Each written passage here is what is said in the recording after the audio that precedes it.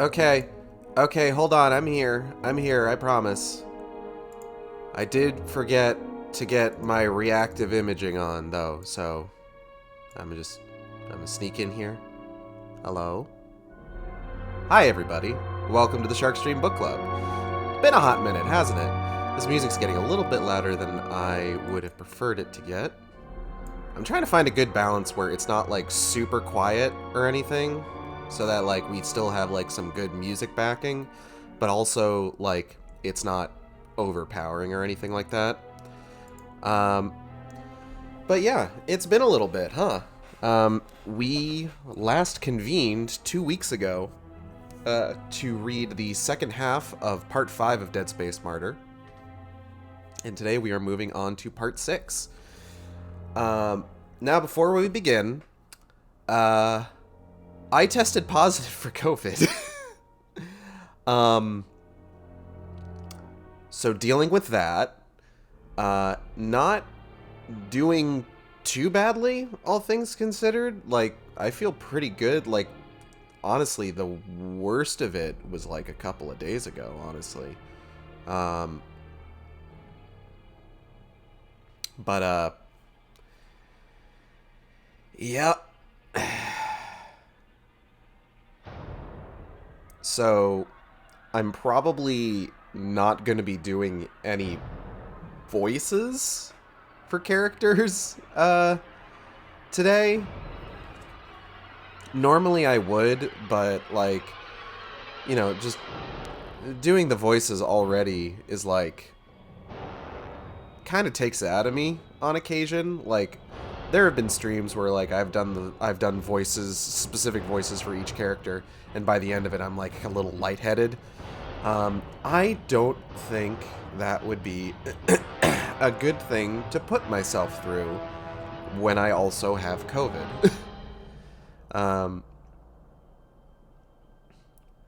Thankfully, the act of streaming is not particularly physically demanding on me, so I can still do this fairly comfortably, without really exacerbating any sort of health issues I've got right now.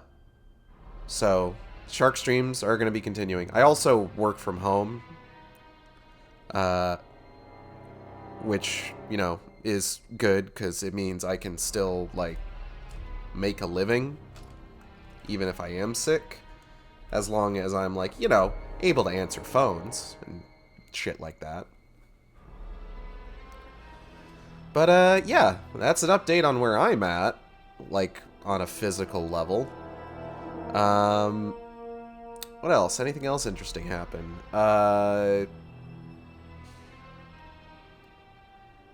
Movie challenge continued today. Watched the 2003 Hulk movie. It's not good.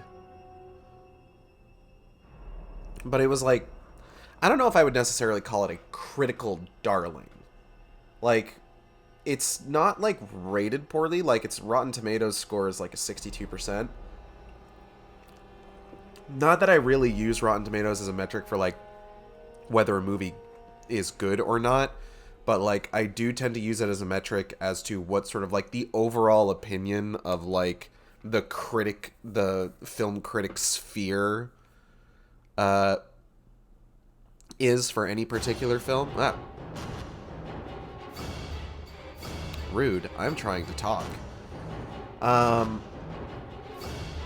And Ang Lee's Hulk 2003 is sitting at a pretty reasonable 62%. Not certified fresh by any means, but like it's not rotten. But like I don't. It's just that movie is so boring. Like, I remember the 2008 movie came out, and it was like a fucking breath of fresh air. Which, like, I wonder if that is still just, like, the, like, point-to-point, the shortest turnaround time on, like, a reboot of a character. It might not be, because I think... When did Dark Knight Rises come out? When was Dark Knight Rises? Hold on.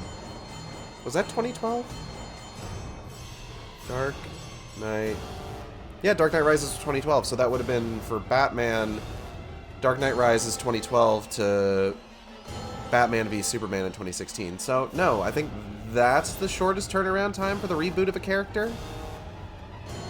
Possibly. I can't necessarily think of another one.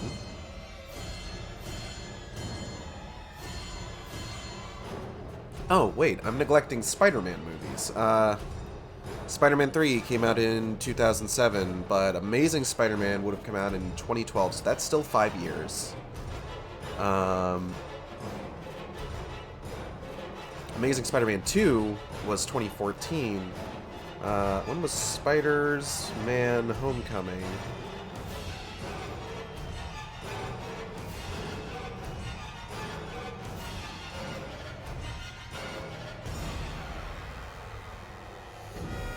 Spider-Man Homecoming was 2017. Okay. So Spider-Man had the shortest turnaround time between reboots of a character, going on like 3 years. Like from Amazing Spider-Man 2 in 2014 to Spider-Man Homecoming in 2017. That's nuts. Although, technically speaking, is it really a reboot?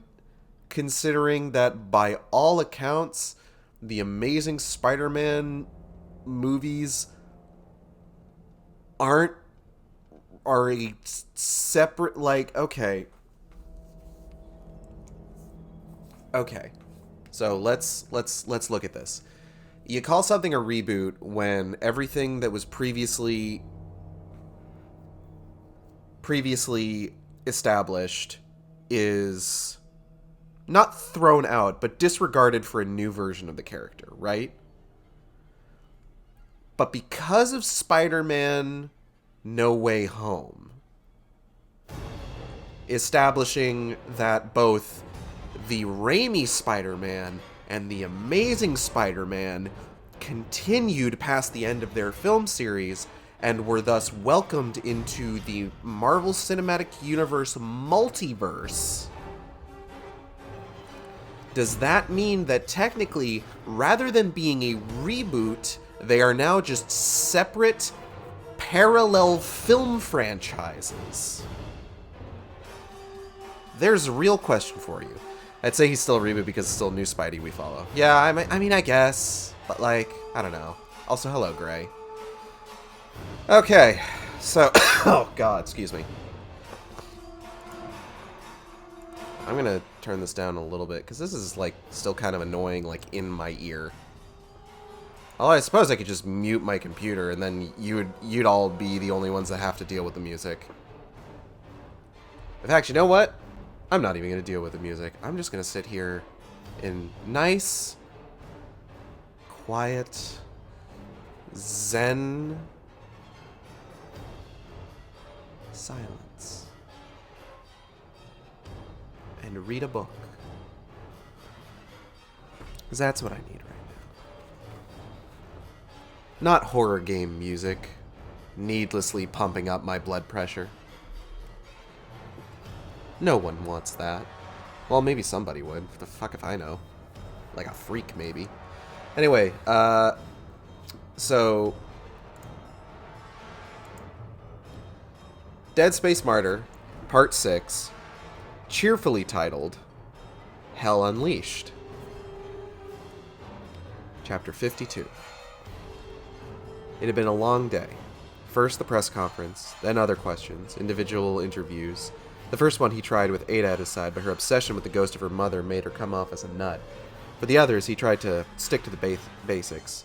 Yes, there was an alien artifact that they had dubbed the Martyr. Yes, it had been found at the heart of the Chicxulub crater under layers of rock, which suggested that it might well be older than human life. No, this was not a hoax. Yes, he was convinced that the military was trying to cover up the existence of the Martyr. What the rest of the government did or did not know, he couldn't say. He did not bring up the hallucinations. He wanted to avoid the notion that the Martyr was sentient, and in any case, he wasn't sure the hallucinations really came from the Martyr. Maybe they were simply triggered by it. He didn't talk about the strange creature or the beach or show them the sign of the tail of the devil or tell them that the Yucatec Maya believed the devil's tail was deep beneath the waves just where the Martyr had been found.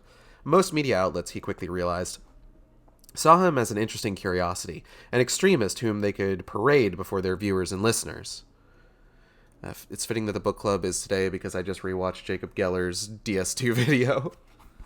I'm not familiar, but that is something I'm going to need to take a look at later, I guess. It's funny, actually. I've been noticing recently that a lot of my videos on YouTube, a lot of my VODs, have been gaining a lot more traffic than I'm used to. It's not a huge amount of traffic.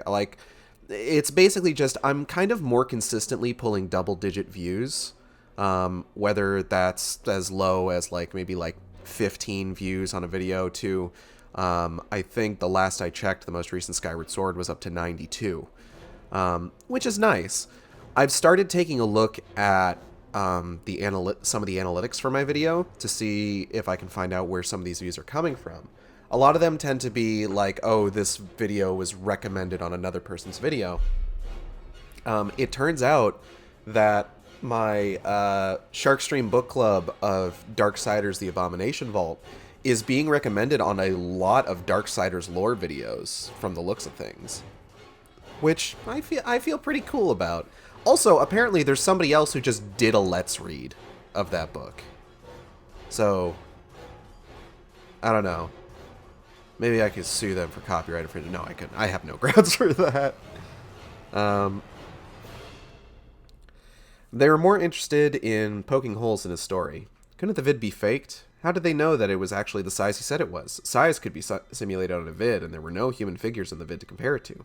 Hadn't he gone to Chicxulub to work on a university research grant? And how was it he ended up working for the military, living on this alleged floating island? Didn't that sound a little too much like something out of a sci-fi novel? But there were a few people who asked more serious questions, and once he had answered, they looked at him in a different, more thoughtful way. They arrived at the historic Watergate Hotel late, past midnight. There was another round of interviews the next day, requests still coming in over the phone. Also, a meeting with a lawyer about possibly filing an injunction against the government. Public opinion seemed to be building. Maybe it would be enough to apply the right amount of pressure on the places that needed it. It's going to work, Ada said as he opened the door.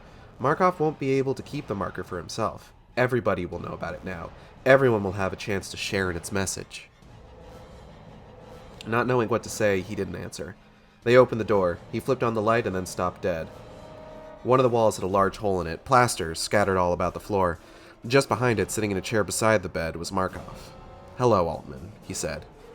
Altman started to turn towards the door, but found a gun with a silencer on its end pointed at his eye, another pointed at Ada's chest. Krax was holding one, a guard he didn't recognize the other. There were two more guards deeper in the room. They came forward now. "I don't need to tell you that I'll shoot your girlfriend first. No screaming," said Krax. "Nothing but polite silence unless you are spoken to. Do you understand?" Altman nodded. "Move into the room," he said. "Get on the bed." They moved in, were pushed onto the bed. Krax stepped back and sat in a chair that he'd set up across the threshold of the bathroom, keeping his gun trained at Altman. "I take it you've seen the press conference," said Altman. Shut up, Altman, said Markov. Nobody likes a smartass. It's too late, Markov, hissed Ada. Word is out. Markov ignored her. Let's have a little talk, Altman, he said. Talking can't hurt, can it? Altman didn't say anything. I don't suppose we could encourage you to drop everything, Markov said. Hold another press conference. Let them know that you were only joking, that there is no marker, that there is no conspiracy, that you've been the victim of an incredible hoax. No, said Altman. If you do, said Markov, we could come to some sort of arrangement. I'll be your best friend. No. You'd be allowed to come back to research the marker. When Altman didn't say anything, he added, with total access. Total access? It was tempting. But no doubt Markov was lying, and in any case, he was far enough along that there was no going back. The marker had to be investigated openly. He doesn't answer to you, said Ada. He answers only to the marker. Markov reached out, cuffed her hard. Shut up, he said. Don't touch her, said Altman. What's your answer, Altman? Asked Markov. I'm sorry, said Altman. No. I'm sorry too, said Markov. That's it then. You're going to have to come with us. I don't think so, said Altman. We're not asking if you want to come or not. We're giving you the choice between coming or dying. Then kill me, said Altman without hesitation. Markov looked at him coolly. Call me superstitious, but I think that marker has something in store for you. I don't want to kill you yet. Markov nodded towards Ada, and Krax's gun slowly swiveled until it pointed at Ada's head. But I don't have the same reservations about your girlfriend. Altman looked over at Ada. She didn't look afraid, but it was that very fact that made him afraid. She was eager to die a martyr. So the choice is either both of us go with you or just I go, he said. Markov smiled. Got it in one, he said. Krax here has a sedative for both of you. He gestured to the others. These fine boys will repair the hole we made, make everything as good as new. As far as anybody knows, you simply got cold feet and disappeared. You're a real bastard, said Altman. Takes one to know one, said Markov. Now be a good boy and take your medicine. What if you called it a hoax and we kissed? Oh, God. That's not a ship I need in this. Alright. Recap time. Blue Skidoo weekend 2? Alright. So. Let me just get this pulled up. I need to turn, like, a fan on or something. I'm not, like, overheating or anything. Like, you know, I was talking with Natalie about this. Most of my symptoms, I think I went through a good chunk of them, like, earlier in the week when I was feeling really bad, like on Wednesday. And right now, it's just sort of like more mild residual stuff.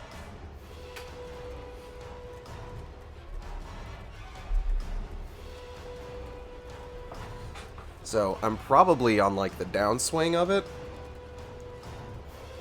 I'm just hoping I test negative sometime relatively soon. It'd be nice. I got, like, ideas of things I want to do, you know? That, like, I need to be able to properly leave my fucking apartment for. Okay, so Altman's become a bit of a celebrity.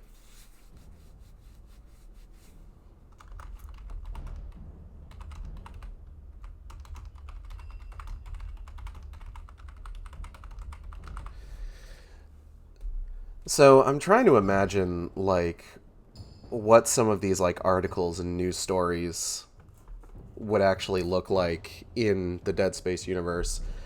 How bad do you think the clickbait is in the Dead Space universe? I'd imagine it's awful, especially, like, in the more along the timeline that the actual games take place. I'd imagine, like, the clickbait in, say, regards to, like, unitology is just the worst. Based scientist eviscerates unitologist in a debate. And it's like, the unitologist deserves it, but you don't gotta make it, like, cringy like that. I'm imagining, like, stories being written about Altman is just like, This scientist burrowed into the Chicxulub crater in Mexico, and you won't believe what happens next. Um,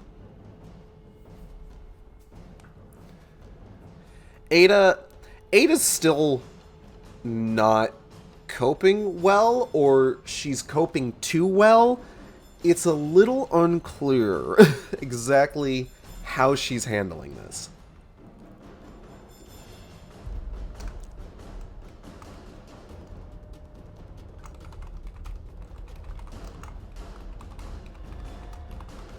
But she's not really helping Altman's case here.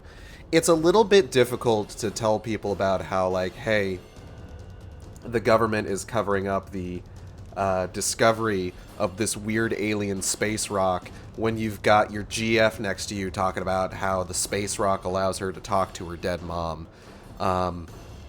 It doesn't... It's... yeah. It's a little rough. I'm noticing that Streamlabs is still doing the thing where it's like fucking up punctuation, so I'm gonna just real quick here.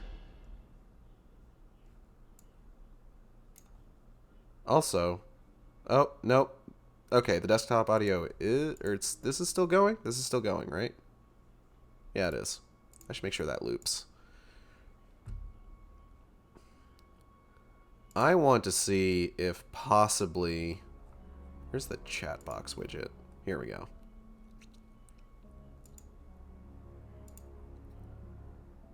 If perchance.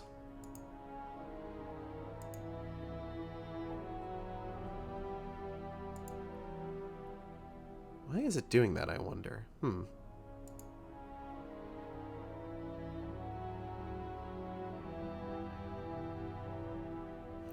Okay, hold on. Maybe it's like an option here? Enabled? No. Nope.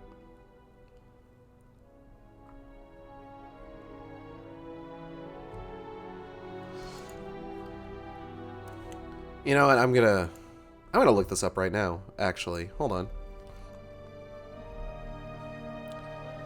Okay. Stream Labs chat widget not displaying punctuation properly. I've misspelled punctuation, apparently. Blah, excuse me.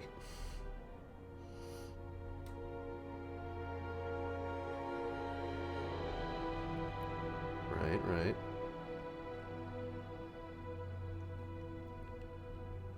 No, I don't want an emote pack, thank you.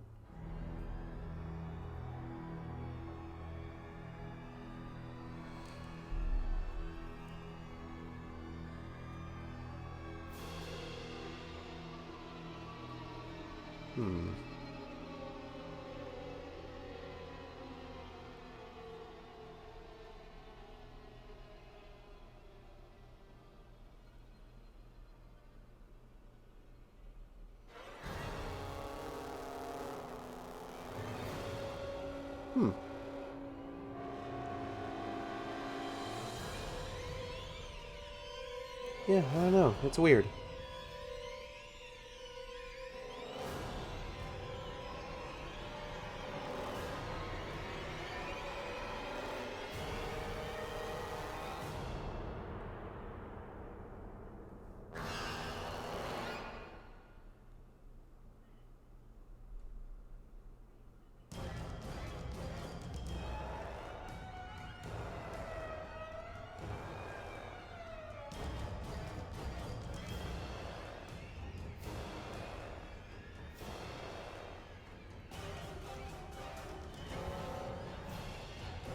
I'm not having trouble with it, like, properly displaying. It's just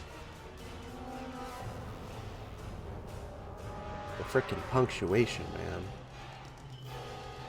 Like, what's the deal?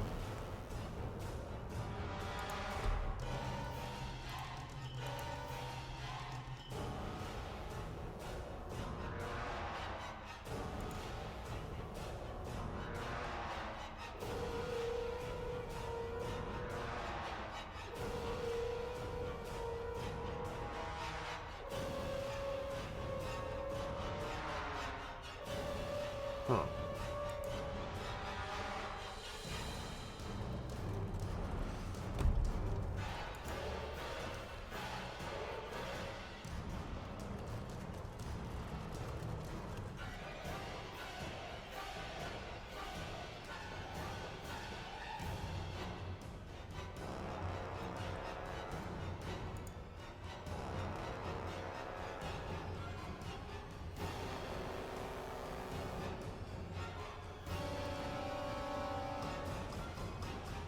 There's like a number of like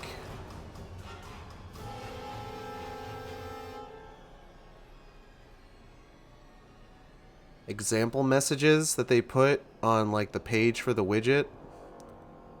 And I need to wait until one shows up that would normally have like a apostrophe in it. Nope, that's still fucked up. That's so weird. I wonder why it does that.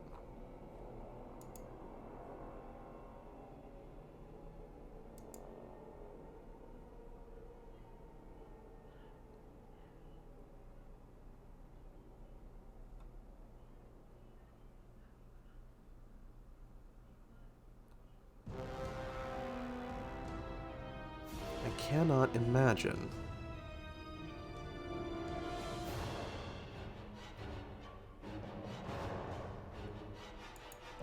Okay, I should probably continue with this.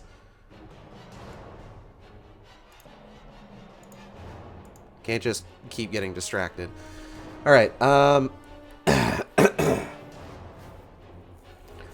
so Ada is, despite being like fully separated from like the floating compound and everything, she is still just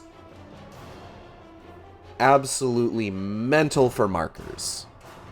She is just like, I want to go back. I want to see my dead mom again. I'm ready to die, apparently. But, despite all of this, Altman does seem to be turning some heads.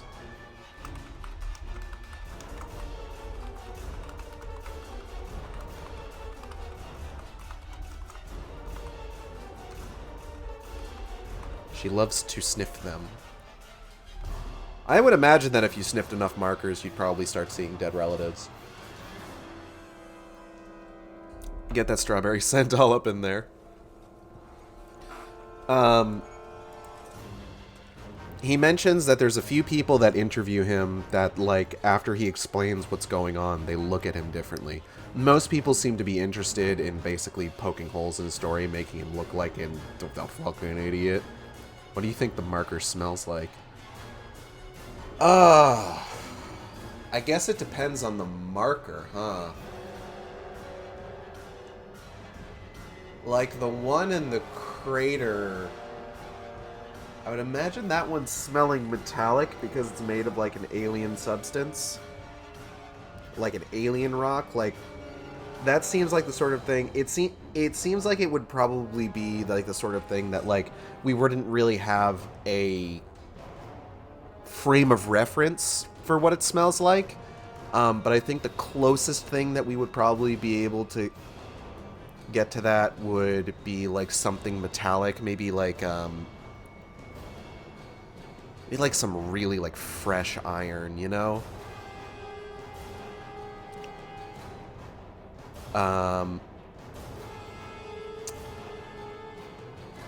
And then like the red marker, I feel like the red marker would smell burnt, honestly.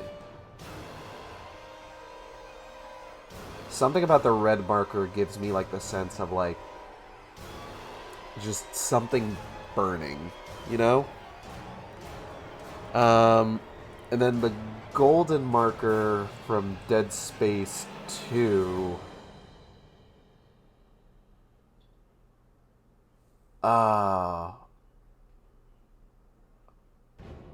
Have you ever been like walking through a hotel and you can tell that you're like a couple of hallways away from the like indoor pool?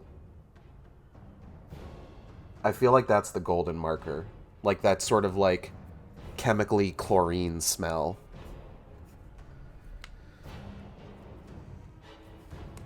And then with, like, the markers in Dead Space 3, they're all over the fucking place. I feel like you wouldn't really be able to place the smell because it would just be everywhere. Like, you wouldn't be able to tell what doesn't smell like a marker.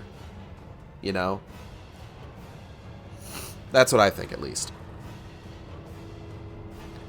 So then it turns out Markov broke into their hotel room.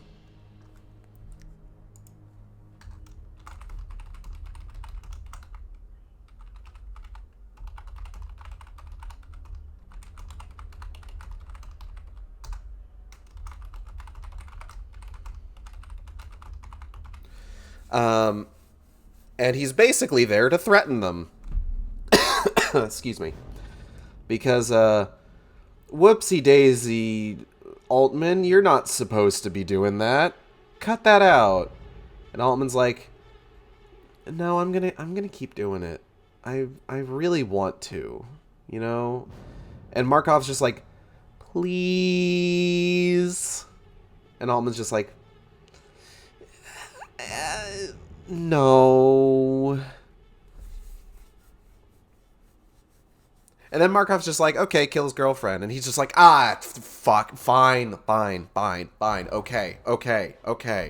God. And then they all fuck back off to the floating island, I guess. Not the floating island. Not Angel Island. But, like, you know, the facility. That floating island. The island that floats, like, on the water, not in the air.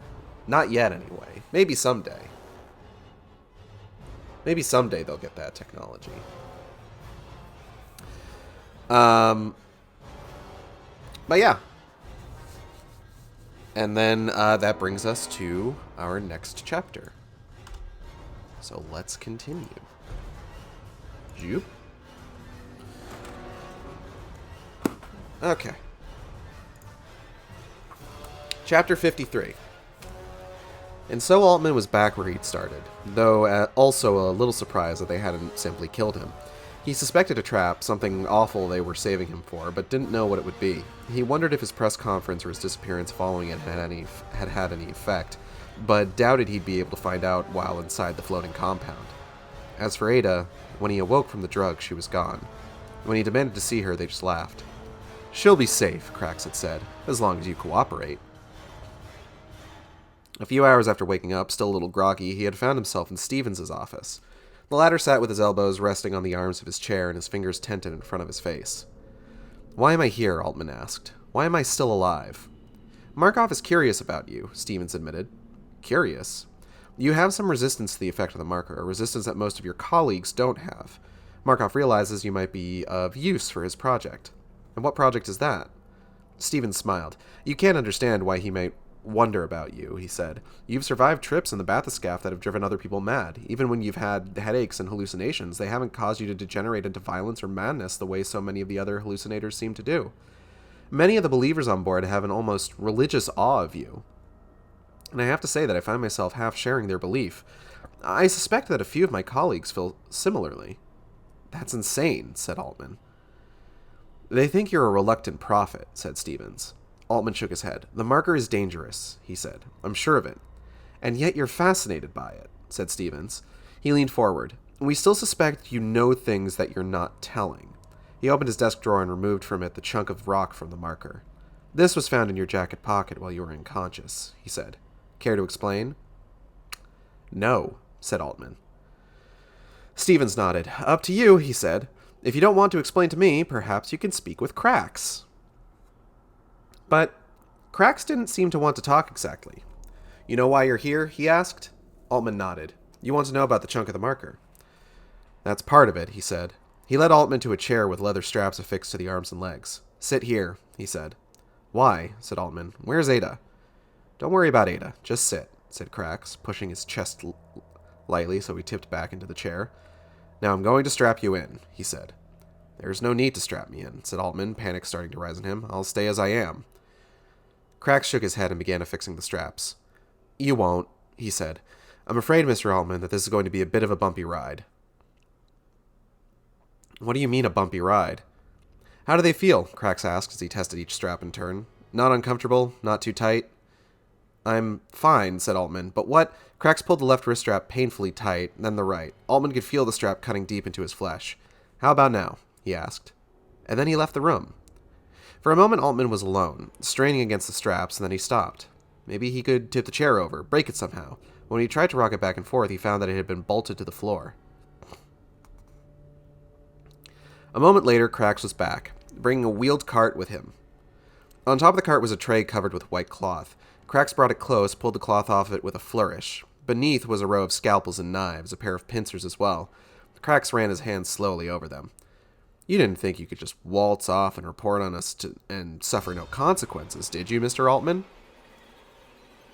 Altman tried to speak, but his mouth had suddenly gone dry. Krax selected the smallest knife. Let's start small and work our way up, shall we? He said. I'd rather you didn't, said Altman. Just a few small cuts at first, Mr. Altman. Just something to make it interesting and to make you respect my artistry. Ugh. God, one of these guys. He grabbed hold of Altman's index finger and very carefully cross-hatched the tip of it, the knife just cutting through. At first it didn't hurt, just felt warm, and then the finger began to throb, a drop of blood forming on the tip. He went on to the next finger, and then the next, just 3 or 4 small cuts per finger, hardly deeper than paper cuts. Altman watched a drop of blood collect at the end of each finger, the hand feeling like it was on fire. We're going to be here for days and days, Mr. Altman. We'll get to know each other very intimately. He left the room again. Altman tried not to look at the hand, tried to ignore its throbbing, but he couldn't help it. Before it was all over, he would, he knew, become much, much worse. He'd wish he were dead. And then Krax was back, a bowl full of salt in one hand. Have you heard the expression, rubbing salt into a wound, Mr. Altman? Altman felt his hand clench involuntarily. He closed his eyes. Krax slapped him. You'll want to watch this, he said, but Altman kept his eyes closed. Suddenly his hand was burning, his fingers being ground into the salt. He couldn't help but gasp. He clenched his eyes tighter. Fine-grained salt works best, Krax explained in a calm voice. Sea salt in particular. Iodized, of course. Krax released the hand. That's it, he said. You can open your eyes. He did. The light in the room seemed abnormally bright through the pane. What do you want to know? Asked Altman through gritted teeth. All in good time, said Krax. No need to rush things. He returned to the cart, placing the bowl of salt on it. He replaced the small knife, ran his hands over the knives that remained. I love my job, said Krax, smiling, and then plucked a slightly larger knife from the tray and came toward him. Open wide, he said. Markov was alone on the command deck, standing in his usual spot. To someone coming in, it might look like he was staring out through the observation window and into the dark water. What he was really doing was monitoring a series of holovids, set up to be seen only from that one position. They showed various parts of the ship, cycling rapidly between them. Something was up, he could tell. A disturbance in the marker chamber. Stay with that, he said, and one of the holovids dedicated itself exclusively to that chamber. Lots of guards and scientists shaking fists. Where was Krax? He was supposed to keep shit like this from happening, and then he remembered Krax was with Altman and smiled. The door slid open and Stevens stepped in. He stood there a few tiers down, waiting until Markov gestured him forward. We've got problems, admitted Stevens. Tell me something I don't already know, said Markov. The believers are getting restless. Somehow they know Altman is back on board. They're demanding to see him. Absolutely not, said Markov. I've given him to Krax to play with. If we don't let him make an appearance, we're likely to have another riot on our hands. Besides, Krax has already found out enough. He knows where he got the chunk of the marker and how. It didn't take long for Altman to give that up. I've watched the vids and had Altman's micro-expressions analyzed. I don't think Krax is likely to get much more out of him. Stevens came a little closer, put his hand on Markov's shoulder. I know you hate him, he said. We all hate him, but we can use him. Markov just shrugged the hand off. He'll be a distraction to the believers, Stevens said. He's more useful to us that way than he is dead. I'm going to cough real quick, 1 second. Excuse me. Markov focused his hard stare fully on Stevens. Stevens met it placidly. How do I know you're not one of them? One of whom? The believers? Do I seem like a believer to you? All right, said Markov said. He can be useful. Get him from Krax, but if anything goes wrong, I'm blaming you. In the middle of the 6th knife, 2 guards showed up. He was released suddenly without warning, hands and feet sore and bleeding, cuts on his back and thighs, but basically in one piece. We'll see each other again soon, Cracks promised. The guards bandaged him and hustled him down to Stevens, left the two of them alone. It would have been easier to tell me, said Stevens. Keep that in mind next time you have a choice. Screw you, said Altman. Stevens smiled. I can send you back to Cracks any time, he said. Keep that in mind as well. Altman didn't reply. The only reason you're here now, said Stevens, is because I have a use for you. There was a skirmish between believers and unbelievers the other day that left people dead. People are taking sides. If it goes on like this, more people will die. I'd like to keep that from happening. From happening? I would like to keep that from happening. And I think you can help. How? The believers trust you, he said. They may listen to you. The pulse signal is broadcasting again, said Altman. The conflict between the believers and the unbelievers is hardly your biggest problem. No, admitted Stevens, but the two feed one another. You're here instead of with Cracks and his knives because Markov thinks you may have a chance of keeping things stable. And if I say no? Stevens shrugged. Then you go back to Cracks. And if you misbehave or try to stir the believers up, I'll shoot you myself. But keep things stable, and you'll prevent a lot of people ending up dead. And it goes without saying that we'll be watching you at all times. I want to talk to Ada first, said Altman. Stevens hesitated for a moment. No, he finally said. Why not? You'll have to trust me that she's safe, said Stevens. If everything goes well, I'll let you talk to her. Field was there, many other scientists he recognized as well, all of them happy to see him again. It was Field who told him about the firefight with the military, the deaths. He showed him, too, where he had been shot in the foot, but didn't remove the dressings. That must hurt, said Altman. Field smiled happily. Without the morphine, I wouldn't be able to walk, he said. But that's not important, he said. I'm not important. Of course you are, said Altman, patting him on the shoulder as if he was crazy. Field shook his head. What's important is that things have begun to change. A lot of us are dead now, and a lot of us are crazy. Those of us who are left have a different perspective. He clutched Altman by the shirt, pulled him in closer, the weird morphine smile still plastered clown-like across his face. Those of us who are left, he said in a stage whisper, believe. If you say so, said Altman, trying to free himself. It's the marker, said Field. It talks to us. He gave Altman a searching look. It spoke to you, too. That makes you a believer. It's separating the sheep from the goats. Either you believe or you die. That's crazy, said Altman. Is it? Said Field. Look how many people are dead now. Look how many are mad. Is that normal? Can you explain it any other way? There are other explanations, said Altman. There have to be. Like what? Asked Field. When Altman didn't answer, he said, Be one with the marker, Altman. Accept its message of oneness and unity. Join with us. Finally, he let go. Altman took a step back, trying not to reveal to Field how disturbed he actually was. Mad or dead or religious. What the hell kind of choice was that? More and more people believe in our unitology, Field said with his same mad smile. He reached clumsily into the neck of his shirt, grasped a leather thong. He tugged it out. At the end was a crude sigil, two slivers of metal twisted together to form a representation of the marker. When we are weak, said Field, we call on this. He wrapped it in his fist and squeezed it, then closed his eyes, whispering something over and over again, a ritual chant or a prayer, soft enough that Altman couldn't quite make it out. He didn't want to make it out. He looked away from Field and saw that most of the others around them were doing the same thing, each holding something and whispering toward their clenched fists, their eyes closed. Slowly and quietly, he shuffled his way free of the group and got the hell out of there. His interactions with the researchers were radically different than they had been before. Before, there had been a separation between Markov's inner circle and the rest of the scientists. Now, everybody seemed inclined to work together. There was a new sense of urgency, a sense, largely from the hallucinations, or visions as the believers called them, that time was of the essence. For the first day or two, he just listened. Researcher after researcher approached him, telling him what they'd been able to discover. Most of them had faces lit with zeal, either religious zeal or the zeal of discovery. Either way, it scared him. Excuse me.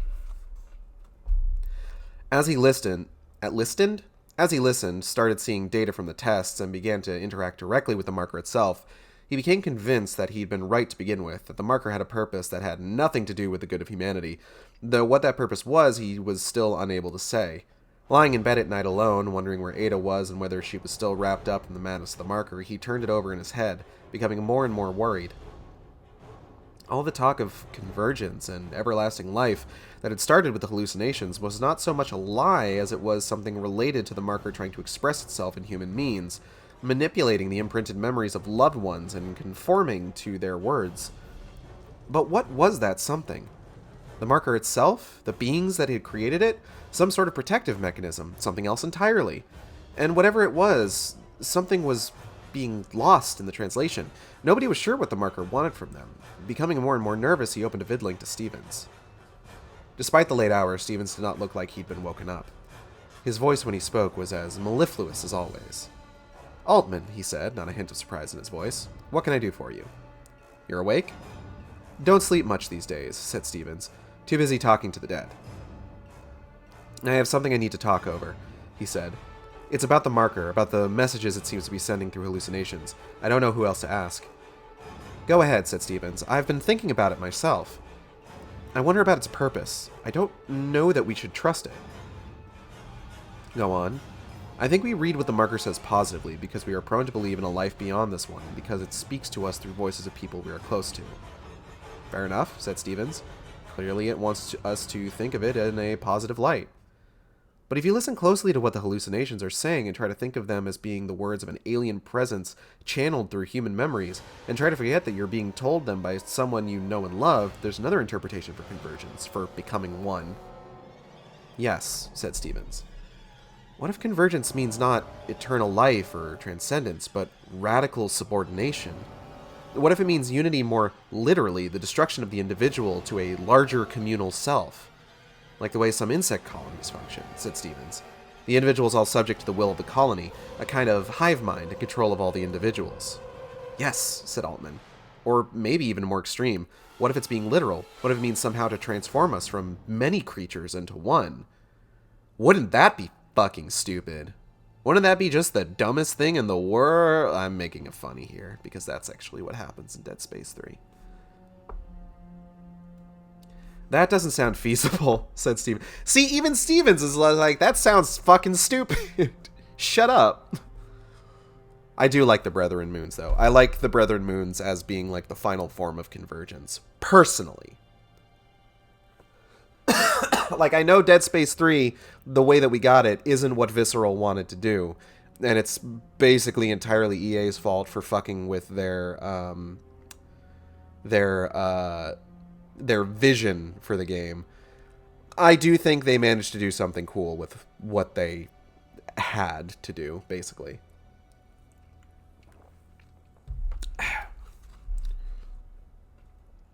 "This is new territory," said Altman. "We hardly know what's feasible and what's not. In any case, it's dangerous. We may not be heading for utopia, but instead toward destruction." "Which raises an important question," said Stevens quietly. "What's that?" "Whatever we're looking for from the marker, whether we see it as something to be mined for power or something to be worshipped or an object of scientific inquiry, are we using the marker, or is the marker using us?" For the first time, Stevens' smooth exterior broke, and Altman saw something like a glimmer of anxiety burst through. He covered his eyes with his hand. When, after a moment, he moved his hand away, the smooth exterior had returned. "One other thing," said Stevens. "The dead talked to some about unity, others about a ticking clock. What does this refer to? How does it relate to convergence? Is the marker awakening now to punish us for not making the most of our time here?" "I don't know," said Altman.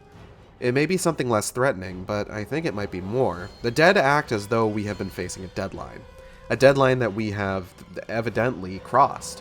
Convergence is talked about as starting over, but I don't know that it's likely to be a fresh start for us. Maybe it'll just be a fresh start for the marker or whatever controls it. Maybe convergence means wiping us out to start some new cycle, some new phase of whatever strange process we seem to be a part of." "If you're right," said Stevens, "the human race is on the brink of extinction. Either way, this convergence represents the end of life as we know it." "Yes," said Altman. "So what do we do?" "It should be stopped," Altman said, "but I don't know how. Now that it's active, I don't think it would help to simply sink the marker again. We have to satisfy it enough to make it fall silent and leave us alone for a while, but not enough to move completely forward into convergence. I don't know what else to do, but try to keep understanding what it's saying to us before it's too late. Maybe once we understand what it's saying, we can figure out how to talk to it. But you may be wrong, said Stevens. The marker may actually be promising us eternal life. Altman nodded. I may be wrong, he said. But I don't think I am. You told me yourself, suicides are up, violent crimes are up, some people's headaches are so bad that they try to stop them by banging their heads against the wall until it cracks open. All the infirmary beds are filled, and there are still people screaming with nowhere to go. Once respectable scientists are painting the walls with their own shit, does that sound like eternal life to you? Stevens sighed. It could just be an intermediate stage. Do you know Pascal's wager? He asked. Who's what? Asked Altman. Blaise Pascal, said Stevens. The 17th century philosopher. Mostly forgotten now, though one of the first ships destroyed in the moon skirmishes was named after him. His wager argues that since the existence of God cannot be determined through reason, an individual should live as if he did exist, since he has very little to lose if God does not exist, and everything to gain if he does. What does that have to do with... I'm getting to that, said Stevens. I can either believe what you're telling me, or I can believe that the marker has our best interest at heart. If I believe that what you're telling me, then that means that most likely humanity is a lost cause anyway, and I'll spend my final days beating my head out over a problem that can't be solved. If I believe the marker has our best interest at heart, then I move forward full of hope towards my own salvation. Oh my God, you've become a true believer, said Altman. Why else do you think I convinced Markov to have you released? I have to wish you the best of luck, said Stevens. If you're right and I'm wrong, I hope you can figure it out and save all of us. If you're wrong and I'm right, then I have everything to gain by believing. That's not how belief works, said Altman. You can't just decide to believe. Apparently, you can't, said Stevens. But I can. I hope you're wrong. Altman watched him reach out and cut the link. Stevens' attitude, Altman realized, was likely to be shared by many, though very few would be as rational-sounding or as coherent in the way they managed to deliberately shut their eyes to the danger. By raising it with his colleagues, he risked their resentment and even their attacks. Even if they believed him, it might well mean that panic and fear and depression might compromise their ability to work. No, he was going to have to make a little gambit of his own. Altman's wager. He'd wager he could pretend to proceed as if he agreed, pretend to move forward with fulfilling the marker's will, and then at the last minute, once he'd learned enough to defeat it, turn things around. If he won, then life would probably continue on roughly as it was. If he lost, then he'd probably be dead, and maybe everyone else would be as well. Not good odds, but they were the only odds he had. Fuck, I think that's our longest chapter so far. That was fucking, what, like... That was like 13 pages. That was a meaty boy.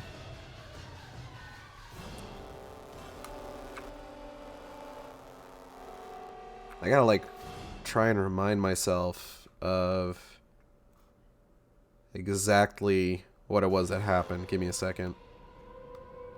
Okay. Bleh, excuse me. Excuse me. Okay. So, let's talk about what happened in this chapter. We have some pretty big events in this chapter.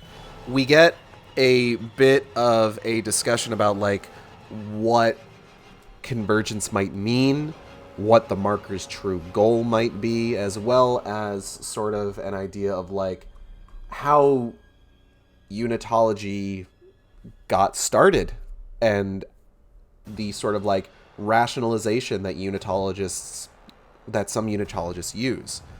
To start with, Altman, the first person that Altman talks to upon waking is Stevens. And Stevens tries to appeal to Altman's better nature to tell him what he knows. One second. I have messages I want to make sure I check here.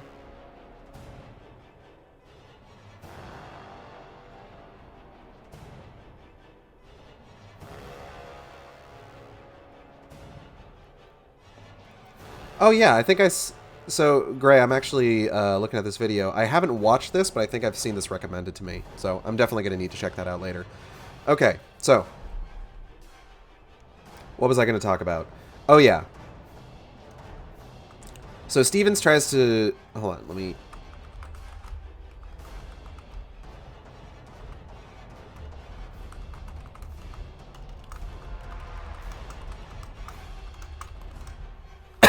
Oh, excuse me.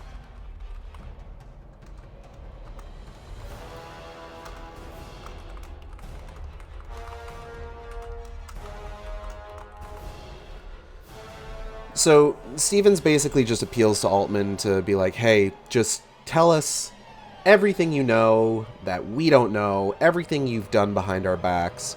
Also, we found this hunk-a-chunk-a marker in your pocket. You want to tell us about that? And Altman's just like, no. And wouldn't you know it, not the best idea to not do that. Although Altman at this point in the story isn't exactly known for making good decisions. Excuse me. So Altman is instead handed over to Cracks.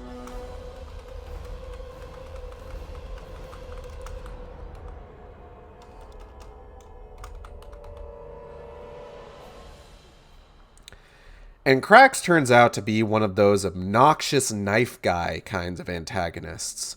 You're just like, hoo, I have this tray of torture implements. Ooh, I'm such an artiste. And it's just like, oh my god, shut the fuck up and just start cutting into me before I take them and do it myself. God. Like, just, Christ.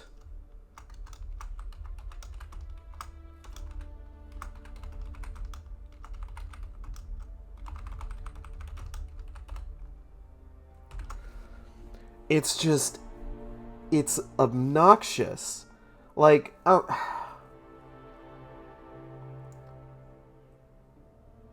So in the wake of The Dark Knight, you actually ended up getting a lot of villains that were like, haha, I'm a villain because being a villain is fun. Oh, you don't get the same kind of like personal touch killing someone with a gun that you do with a knife.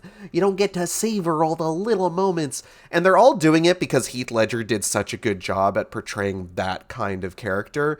But like, God, it got so overused so quickly. This is not an exception to that rule. Crack sucks. Like, that's just, ugh. I hate it. I hate that shit. Like, okay. I was talking on Twitter the other day about a...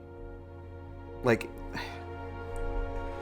I'm not trying to say, like, unequivocally that kind of antagonist sucks. Like, any kind of character is going to suck if you don't handle it right. And there's a lot of ways that you can breathe like new life into an archetype like that, just by fucking writing them well, you know? Like, I was talking about a major villainous character in Final Fantasy XIV. I'm gonna try not to get into too many like spoilers details, but at one point this villainous character is asked, why are you doing this? With regards to all the awful shit he's been doing over the course of his whole storyline. And his response is actually super interesting. Because I wasn't 100% sold on this character as a villain, necessarily. He's kind of a... He didn't seem so much of a character in and of himself, as he seemed sort of a vector for the plot to move forward, which he still kind of is, even after this, but something about him clicked for me in this moment. Because his response is basically like, why do you want to know?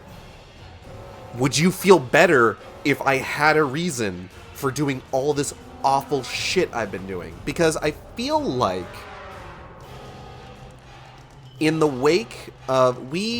there was like a very short period of time, I feel like, where we got a lot of villains who were just like, haha, I'm a villain because it's fun, haha. Truly terrifying, someone who finds the thought of crime to be funny. And it's just like, I feel like there was almost a sort of additional knee-jerk response to that, where we ended up getting a lot of sympathetic villains as well. And I love a sympathetic villain. Believe me, I love a villain with a good motivation. There is something about a villain that, like, you hear about why they do what they do, and on some level, like, deep down subconsciously, you kind of want to see them succeed. That is just like, mwah, chef's kiss. But at the same time, like, this is why this particular scene in Final Fantasy XIV clicked for me. Because this guy was like, would me having a reason make all the suffering I've inflicted upon you better? And it's like, that's a really good question. Why would that fucking matter at all? Like, if he has a good reason, quote unquote, for doing what he's doing, that's not going to change everything that he's done, all the pain he's inflicted, like, all the strife and despair that he has, like, influenced. And it's when, and, like, that's good, because this character in particular was very much just like, I do evil things so that I can feel something. And that is baseline very boring. Like, just kind of unequivocally. I find that kind of character archetype very boring. But that line right there completely flips it around for me, because it's just like, it's essentially him calling out everybody who is, like, hoping for some sort of pathos for this character, like other villains in the game, because it's just like, why would it fucking matter? If he kills a beloved named NPC, does the fact that he has a reason for doing it make that okay? You know? It's that sort of thing. But, like, that's what I'm talking about when I say you can make characters like these and write them well, and it can be an enjoyable, like, experience. But, like, oh my god, I can hear your feet brushing against the eggshells talking about 14. Oh yeah, I'm just, my feet are just hovering above those eggshells. With my softest footfalls. Because also, if I get too deep into the weeds with 14, I'll never fucking stop. I'm trying to get back into that game, so I've been thinking about it a lot lately. But it's just like, these kinds of characters that are just like, oh, I'm a villain, I hurt people to feel something, or I hurt people because it's fun. Like, they can be good if you write them well, but, like, if you're writing them because, like, it's like, oh, you need to write a torture scene. Oh, I know. I'll use the character archetype of guy who hurts people to get his rocks off. And it's just like, you gotta do something interesting with it. Like, there's not, like, okay, this guy's just like, you ever heard the phrase to rub salt in the wound? It's just like, oh my god, can you get it over with, my guy? Your fucking dialogue is rubbing salt in the wound.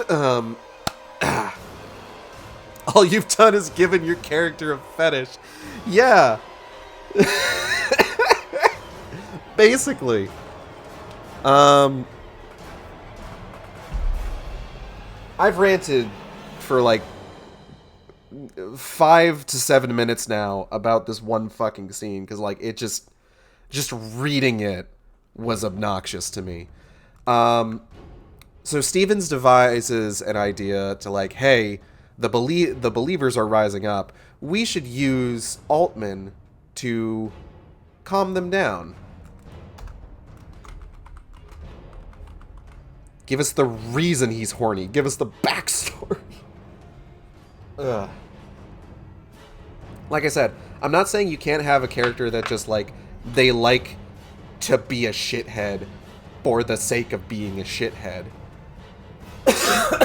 Excuse me. It's just, you gotta have, like, a hook, man. Come on. That's hook, comma, man. You can have a hook man if you want. I don't have a problem with hookman, car, door, hand hook. Anyway.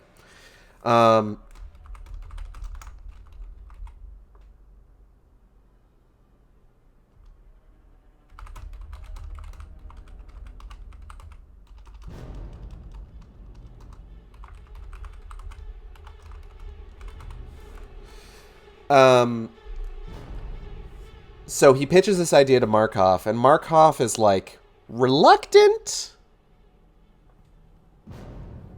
Because Markov fucking hates Altman, because Altman, at this point, has been, like, almost more trouble than he's worth, honestly. But Stevens makes some good points. And, he manages to pull Altman out of Krax's fucking torture dungeon before he can start yanking teeth. But he has been cut up quite a bit. He'll probably be fine though. Don't even worry about it. Don't even worry about it. Ugh,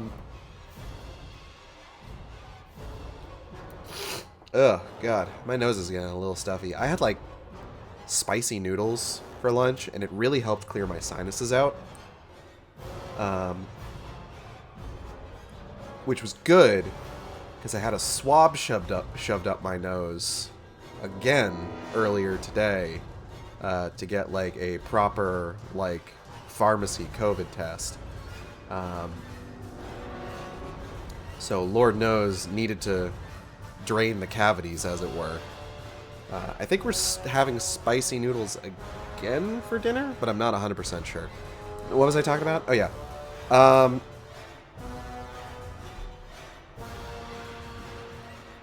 So Altman is introduced to the believers, and he's introduced to Fields specifically. And we get a couple fun little establishments here. So, marker pendants. Crude marker pendants, but marker pendants all the same, have been created for the first time.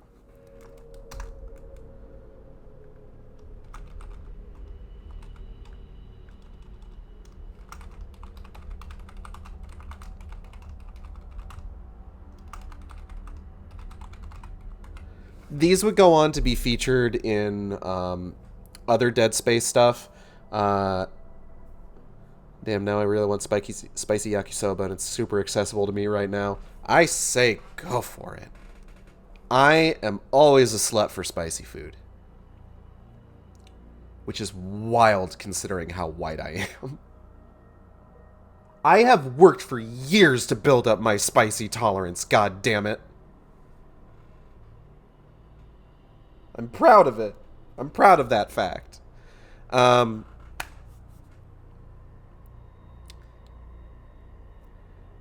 marker pendants have shown up in other Dead Space media before. Most prominently, I would say they show up in both animated movies. Samuel Irons, the one of the main unitologist characters from Downfall, wears one. And I think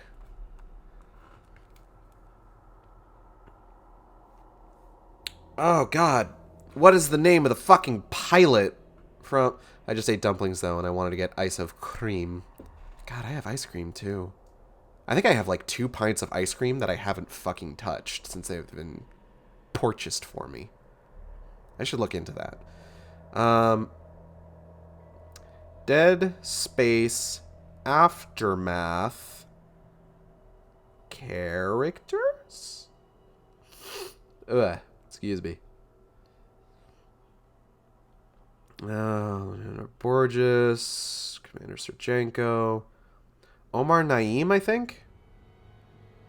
Yeah, so there's a character in Dead Space Aftermath named Omar Naeem. He is the pilot for the mission to Aegis 7 to collect chunks of the exploded red marker. And he is established at one point as a unitologist, rationalizing his belief in this sort of intelligent design aspect of the religion as basically like, hey, we have perfect symmetry. How do you explain that? You ever remember how DS2 had a whole marketing campaign about scaring the piss out of moms? Yes. Which is still not the weirdest marketing campaign that's been done for a Visceral game.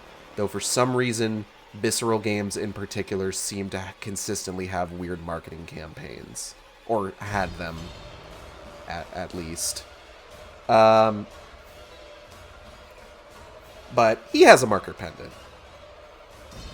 And then I think in Dead Space 2, when you go to the Unitology Church, there is a gift shop there where they're selling marker pendants. And you could actually buy, like, marker pendants during the, like, in the heyday of Dead Space 2 on the, on EA's, like, online store. They don't sell them anymore. I kind of wish they did, because I want one. Just because I think it would be fun to have. Also,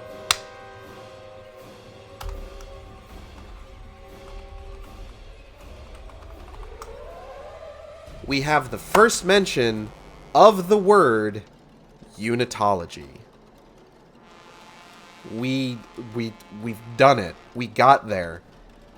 We are that much closer to things just getting to their absolute worst fucking point for everybody in this universe. Because now the religion has a name. So,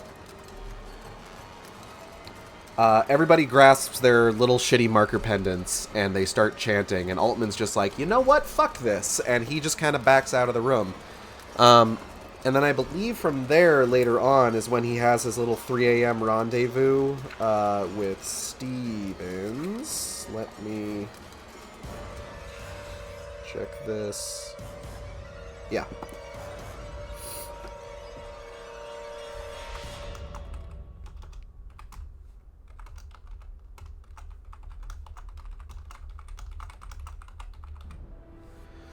Okay, so Altman calls Stevens, and they have a fun little discussion about the nature of the marker, the nature of the hallucinations, and what the fuck does convergence mean? Now, they go through a bunch of theories, and a couple of them actually line up pretty tightly with exactly what happens in the series. For one of them, one of the theories that they have is a convergence of consciousness, loss of individuality, of the self, becoming part of a whole. Mentally, essentially. With them specifically dropping the word hive mind. The hive mind, of course, was the final boss of Dead Space 1, and was implied to be basically the thing that was controlling all of the necromorphs. And it was. You also fight a hive mind in Dead Space 3, and the exact relationship between the Brethren Moons, the Markers, the hive minds, and the necromorphs is made a little bit more clear in that one. Now, they do talk about a more radical physical convergence with all bodies actually becoming one.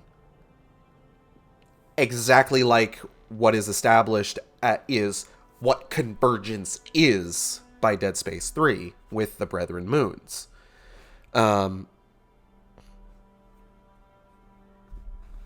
So, I'm going to make a really gross noise real quick. Give me one moment.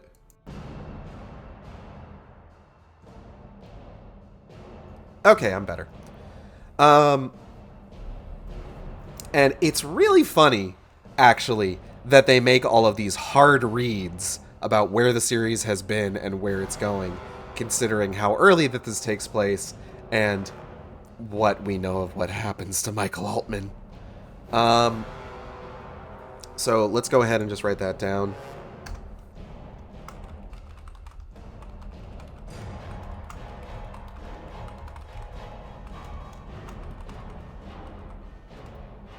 So the theories include the original meaning of convergence with regards to the hive mind,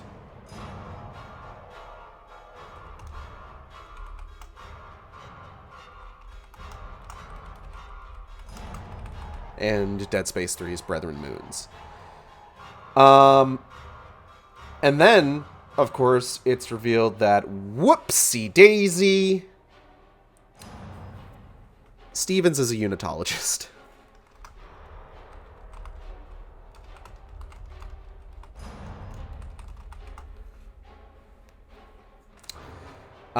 And Stevens kind of like logics his way to unitology, talking about Blaise Pascal, who you may know from Nier Automata. No, Blaise Pascal is an actual philosopher who was the basis for the similarly named character in Nier Automata. As, you know, just like a lot of named machine life forms in that game are named after philosophers.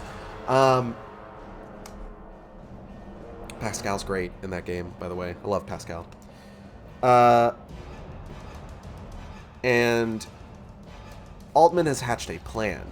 Altman has hatched a sneaky scheme where he is going to pretend to play along. And then hopefully, at the last minute, like playing all the way through the dark storyline in Shadow the Hedgehog and then doing the good guy thing right at the end, he is hoping to undermine the marker. As we have seen from Dead Space everything, it's probably not going to work the way he wants it to. But let's go ahead and find out firsthand, shall we?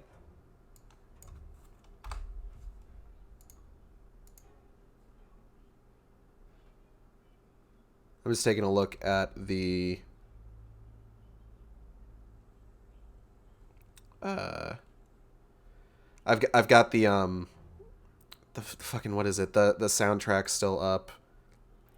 I think, have we looped? Do we loop? We might have? I'm not sure. I don't think so. It hasn't been going an hour. Oh, well, whatever. All right. Chapter 54. It was Showalter who made the initial breakthrough by suggesting a possible function for the marker. The symbols, he theorized, were mathematical codes that symbolized DNA. The marker itself was a representation of a DNA sequence. The scientists set about decoding the sequence. Another scientist, a radio astronomist named Grote Guth, made the next breakthrough, suggesting that the marker's signal could be read as a transmission of a sequence of genetic code. The field made sure that Altman heard about both. Showalter's team sequenced the marker itself and came up with a genetic profile that was, so he told Altman, remarkably similar to that of humans. So, something like humans, said Altman. Maybe, said Showalter. Maybe even something exactly like humans. I think that the marker has the DNA code for our ancestors. So it records our genetic code, said Altman. So what?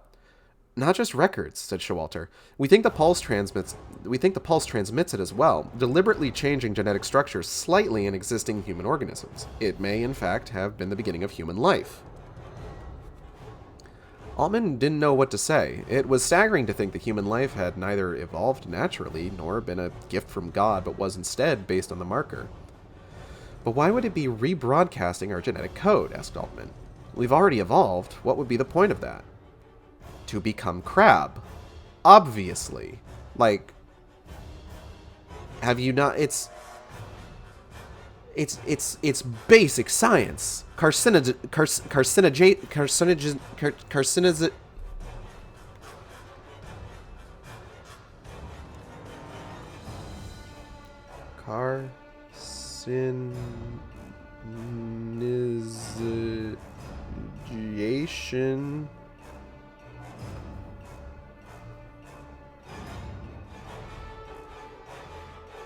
Carcinization.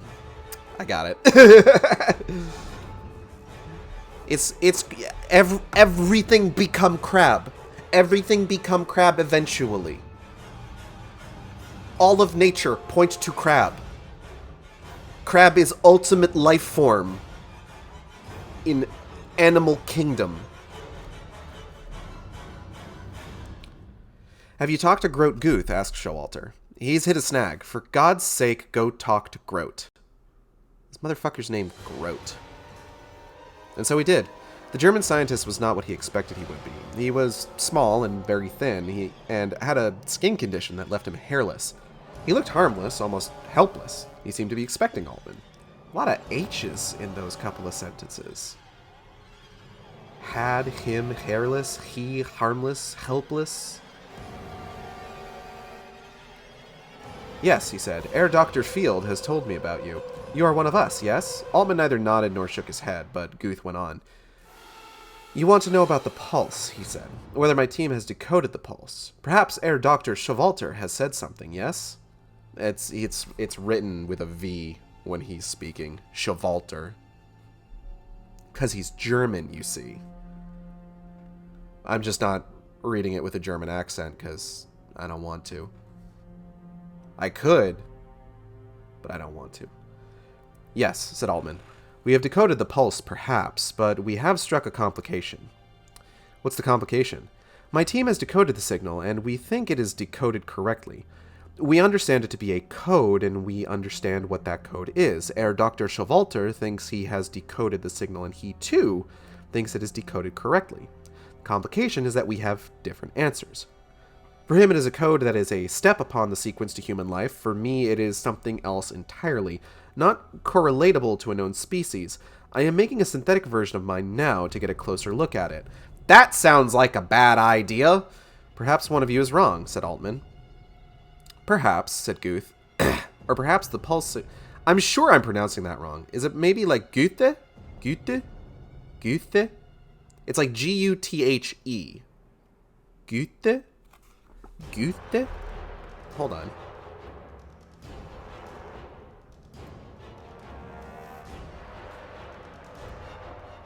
No, that's not the right letter. Hold on.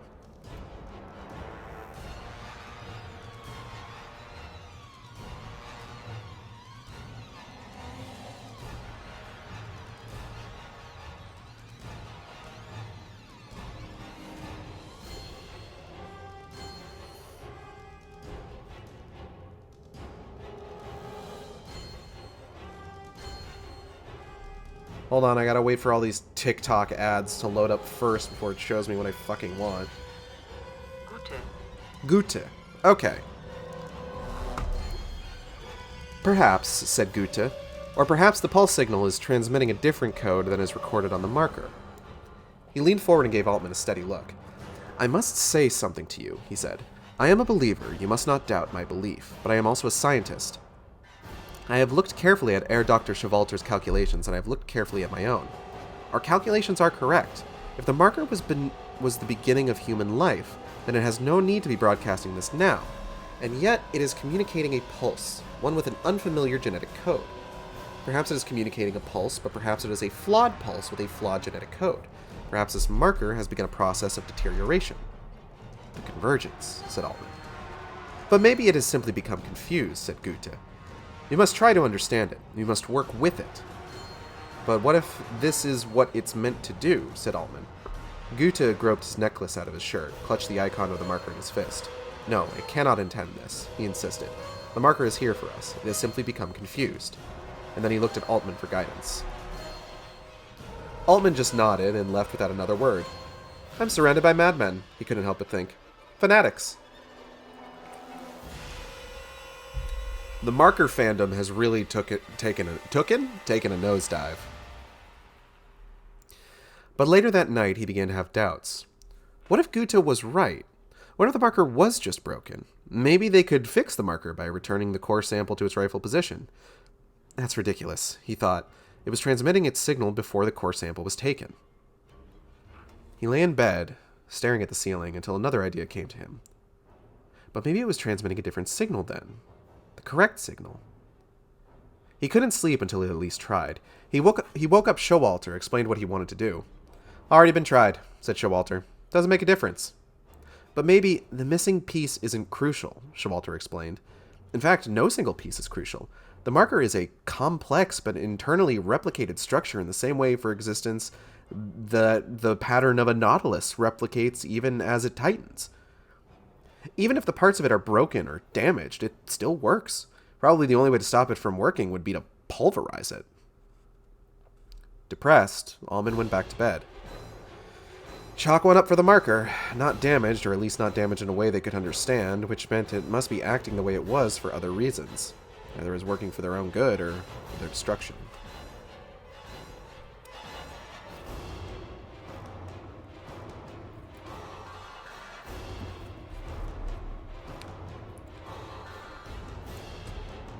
Alright, so we've got a few more details here about the way that the marker works.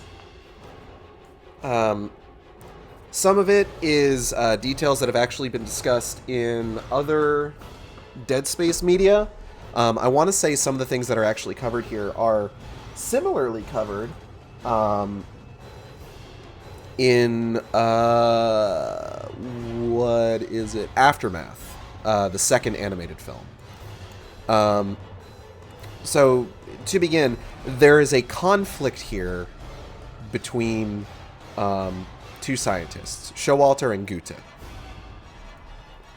And it all has to do with codes bestowed to them by the marker.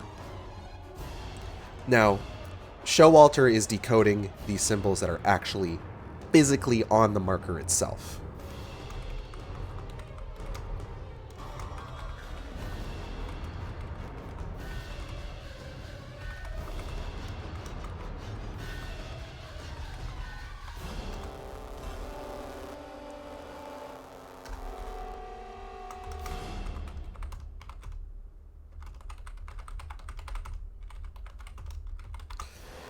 And what he's found is that it seems to be a sequence for human DNA.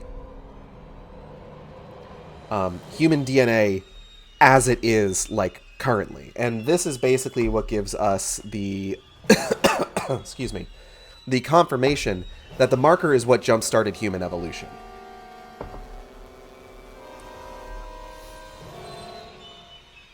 Within the context of the Dead Space series. Which is a little bit much for some people to grapple with, I would imagine. Like this idea that it wasn't just sort of like a natural evolution over, you know, so much time, or that it wasn't like the work of a benevolent god. It was just, hey, this rock fell here, and it was just, and it looked at a monkey, and it was just like, you change, and thus the monkey did. Now Goethe, on the other hand,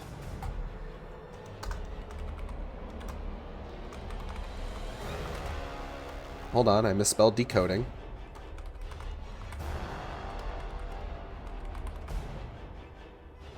Now he is decoding the pulse signal.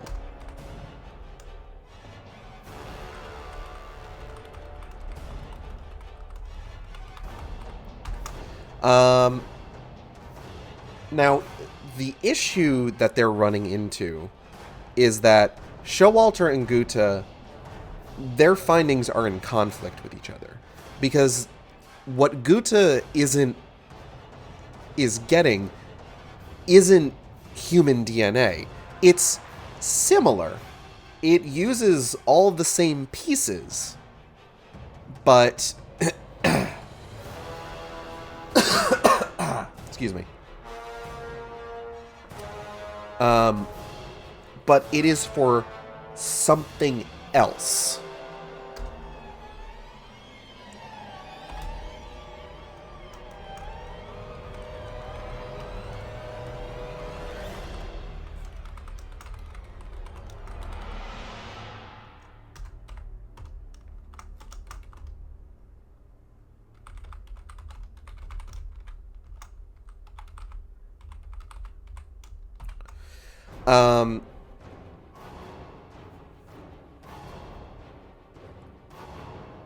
Now, the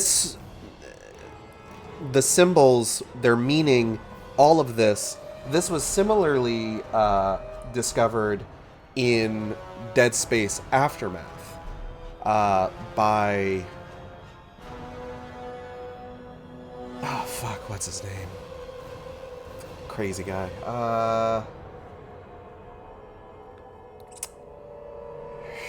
Shit, what is your fucking name?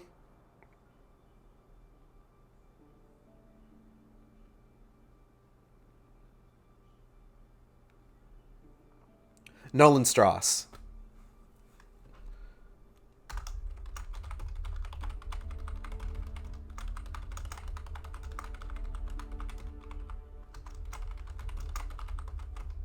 Storce.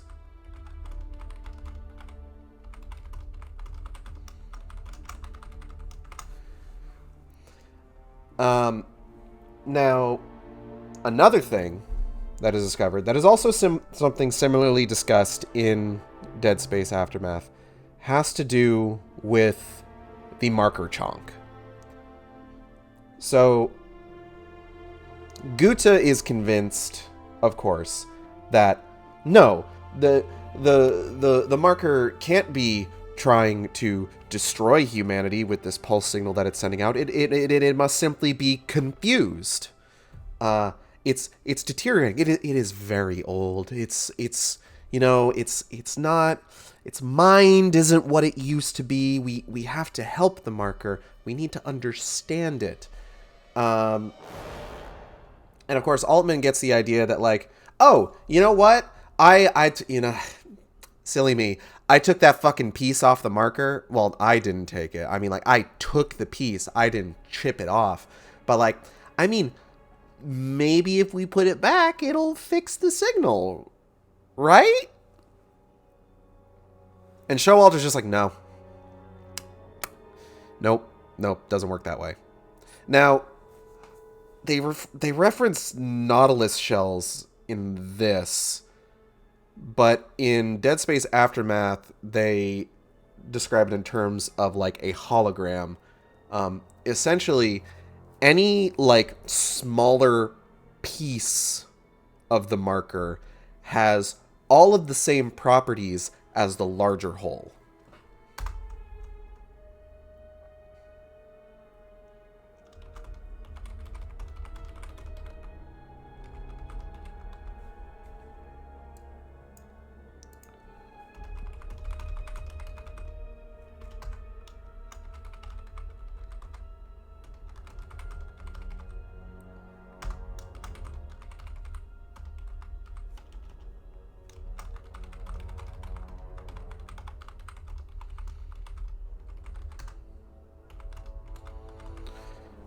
And similarly, the marker does not function any less, let's say, quote unquote, efficiently, for having less mass. I think Showalter mentions that, like, the only way that you'd be able to stop it entirely would be to pulverize it. by the time of, I want to say, like, Dead Space Aftermath, it's pretty much determined, like, yeah, no, you have to drop the fucking thing into, like, the heart of a goddamn star in order to basically stop the signal. Or into the core of a shock point drive. Whichever's more readily available. And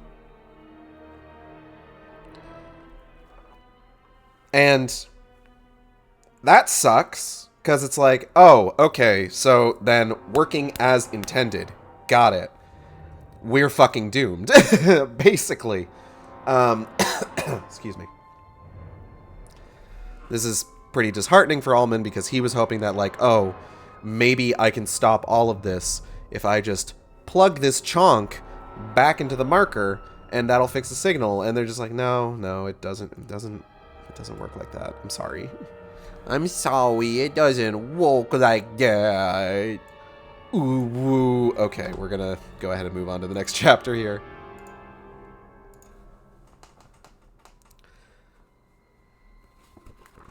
If you are a Dead Space fan, I honestly recommend checking out the animated movies. They can be a little goofy at times, but they can be kind of fun, admittedly.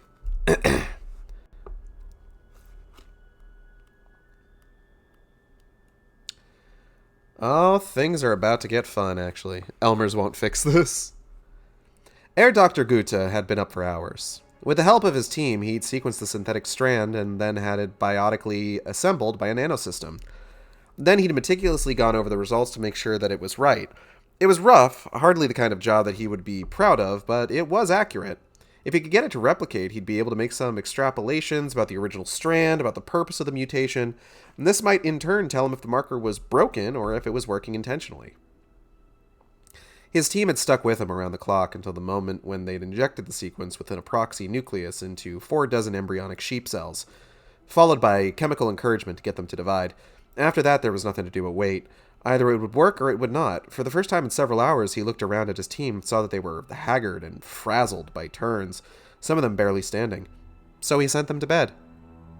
Air Dr. Gutta had intended to go to bed himself, only he wasn't tired.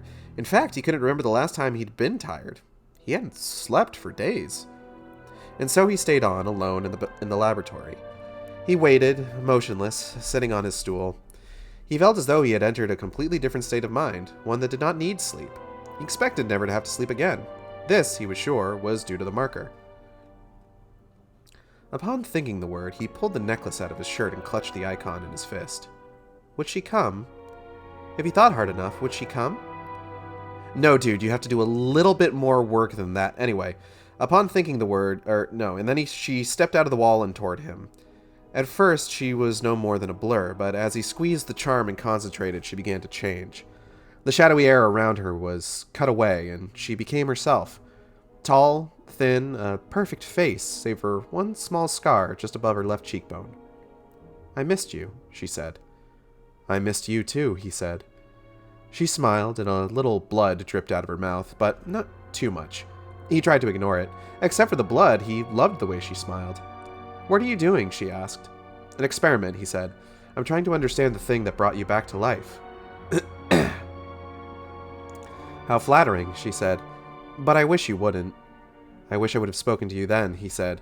Back when you were alive, I watched you, you know. I followed you everywhere. I know, she said. And then you died, and I thought I had missed my chance. But now you are here again. Oh my god, this guy is hallucinating about a girl he was stalking.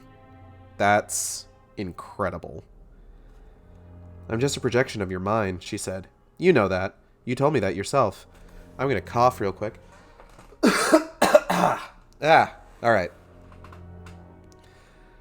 You know that I'm a construct made from your memories. I know, he said, but you seem so real. She smiled again, wider this time, and blood began to slip down her cheek and to her chin. He had found her like that 20 years before. He hadn't even known her name. Then, as now, he was unsure of what had happened to her. Then, she was as good as dead when he found her. Now she kept dying, but kept being brought back to life again. You mustn't... She started, and then she slowly faded and was gone. He sighed. He never got much further with the message the marker sent. Never heard as much of it as his colleagues had. He figured it was because his desire to see the girl was too strong, too intense. He took a look into the cooker. Was surprised to see that all 40 cells and all 40 receptacles had multiplied. That was unprecedented. Also unprecedented was the speed with which they multiplied. He had never seen anything like it. It had been only a few hours, and already the sample was visible to the naked and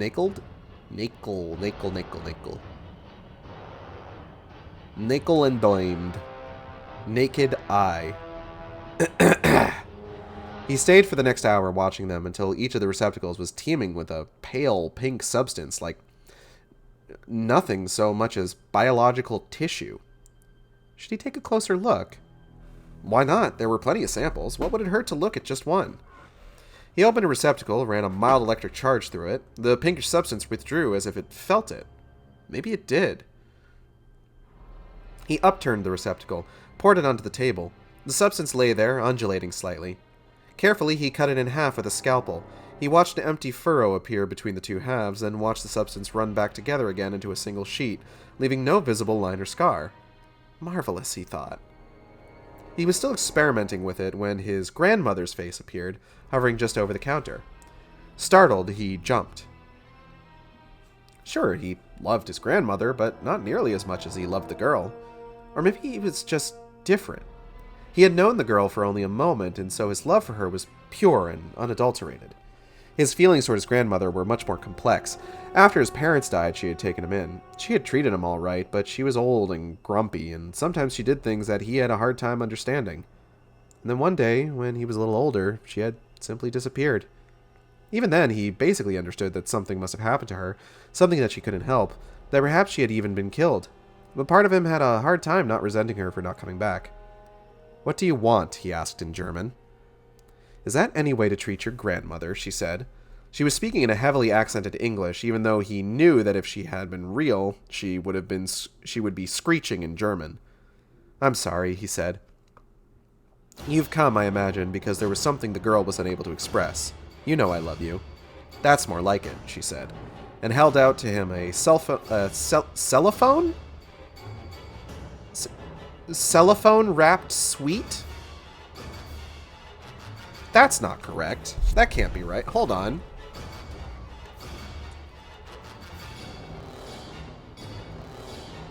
Cellophane?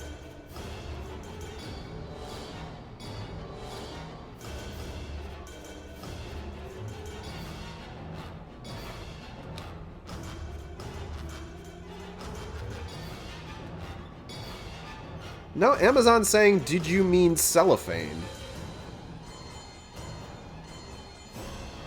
There's an Urban Dictionary entry.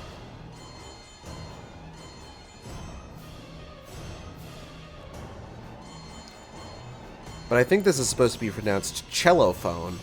What you can't call your cell phone because then how would we be able to distinguish between mobile phones and string instrument phones?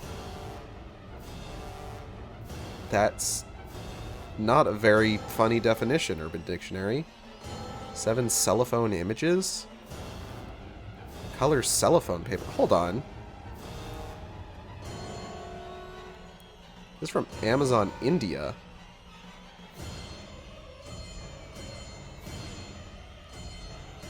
Cellophone? Music instrument? Cellophone on Apple Music?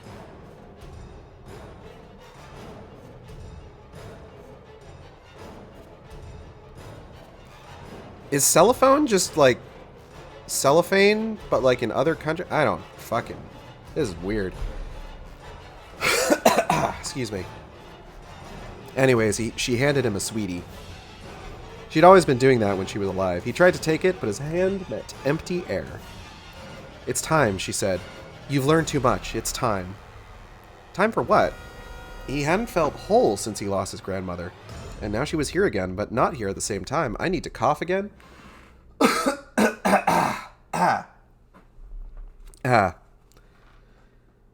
But not here at the same time. He could see her and hear her, but not touch her or smell her. His whole life had been like that, a life of loss. First his parents gone, and then his grandmother. In the end, all that was left was just his laboratory, the only thing he could count on. His laboratory had never let him down. Are you listening to me? She asked, snapping her fingers. Do you understand what I'm saying? You must stop this research at once. Stop his research? He felt a rage rising in him. She had never understood what he was trying to do, so why should it surprise him that she didn't understand him now? But I'm doing important work, he said. I'm making discoveries beyond human imagination. What you're doing is dangerous, she said. Trust me, child. I say this for your own good. The marker will destroy you. You must stop it before it's too late. His eyes were stinging with tears. Stop his work? What else did he have? It's not really her, he told himself. The marker has just borrowed her image and voice. Why couldn't it have stayed with being the girl?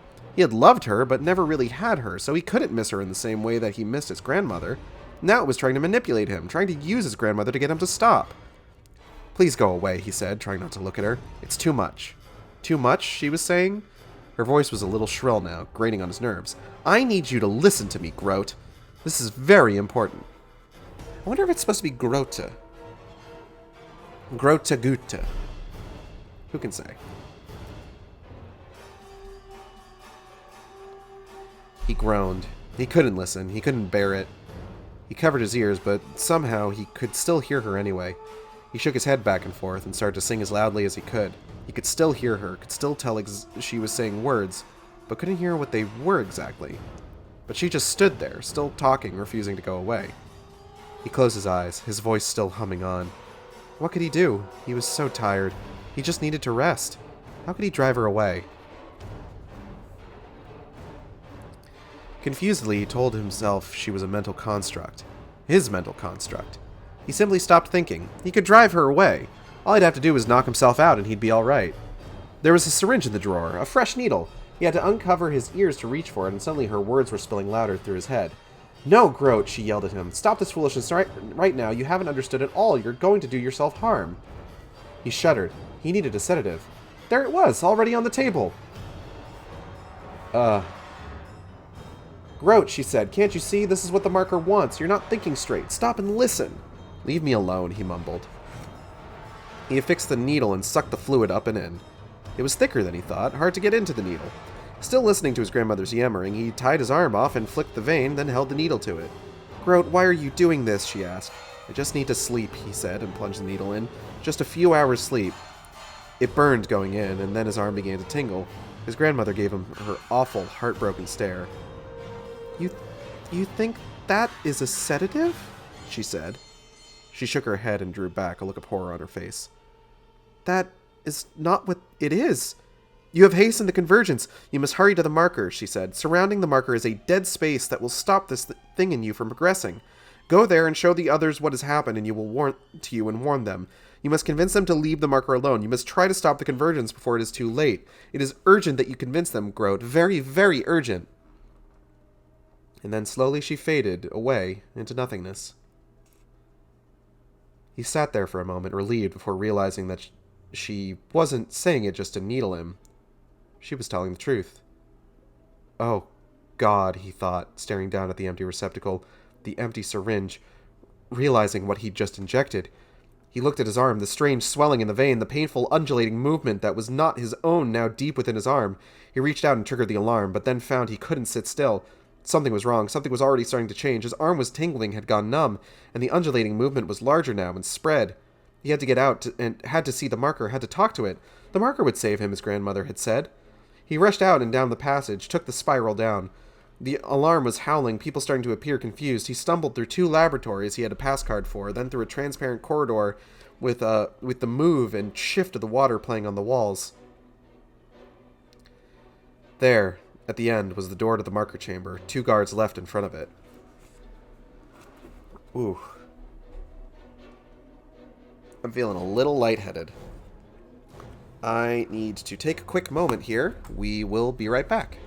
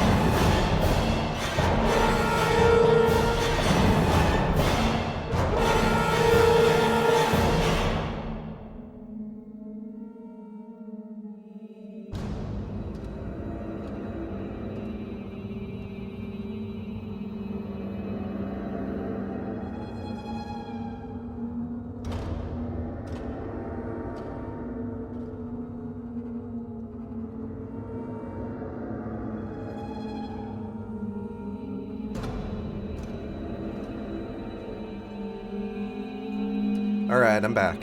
Let me turn this back down. I have some peanuts that I'm going to take a quick moment to just chow on for a bit.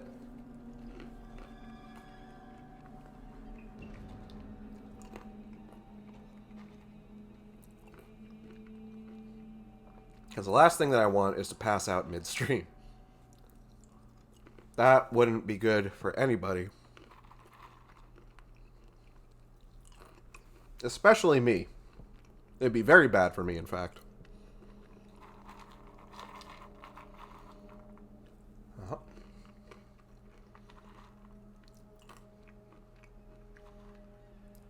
We're getting pretty close to the end of this part. I think after this we've got 1, 2, 3, 4, 5, 6 chapters. And it seems like most of them are pretty short chapters.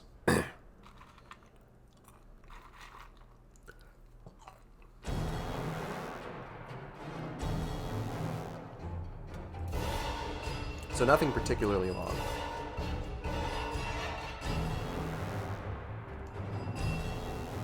Also got some water to stay hydrated.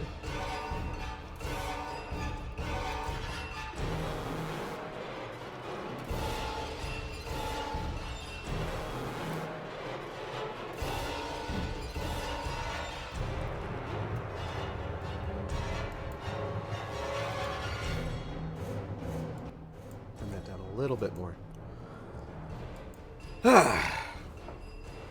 But I will say we are getting to the part of the book where I don't mind that, like, so much of this book is, like, mostly just kind of, like, focused on lore, necessarily. Like, I think that's fine.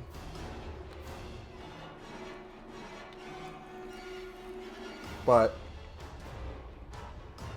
I will say it is a little much for us to need to wait until, like, this far into it for it to start really kind of, like, seeming like dead space. Because, hey, this guy just like, what's the fucking word I'm looking for? Injected, like, necromorph flesh into his arm.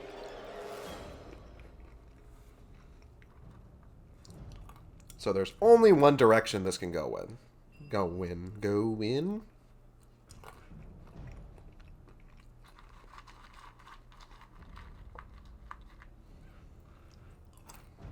And it's not a good direction.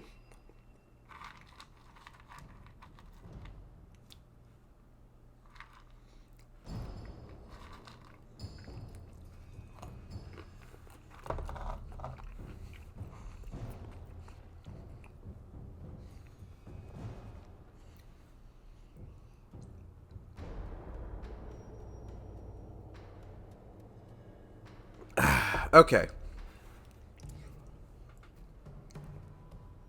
Give myself a moment to feel like a real person again.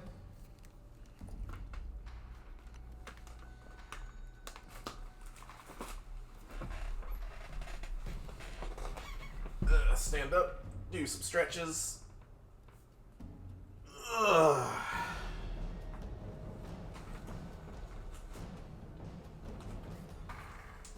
Get a bit of sunlight.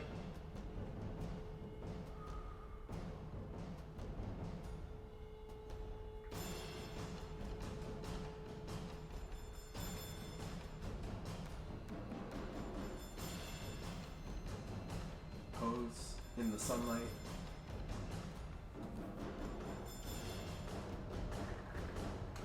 Okay. I think we should be alright. To continue onward. Whew, golly. Alright.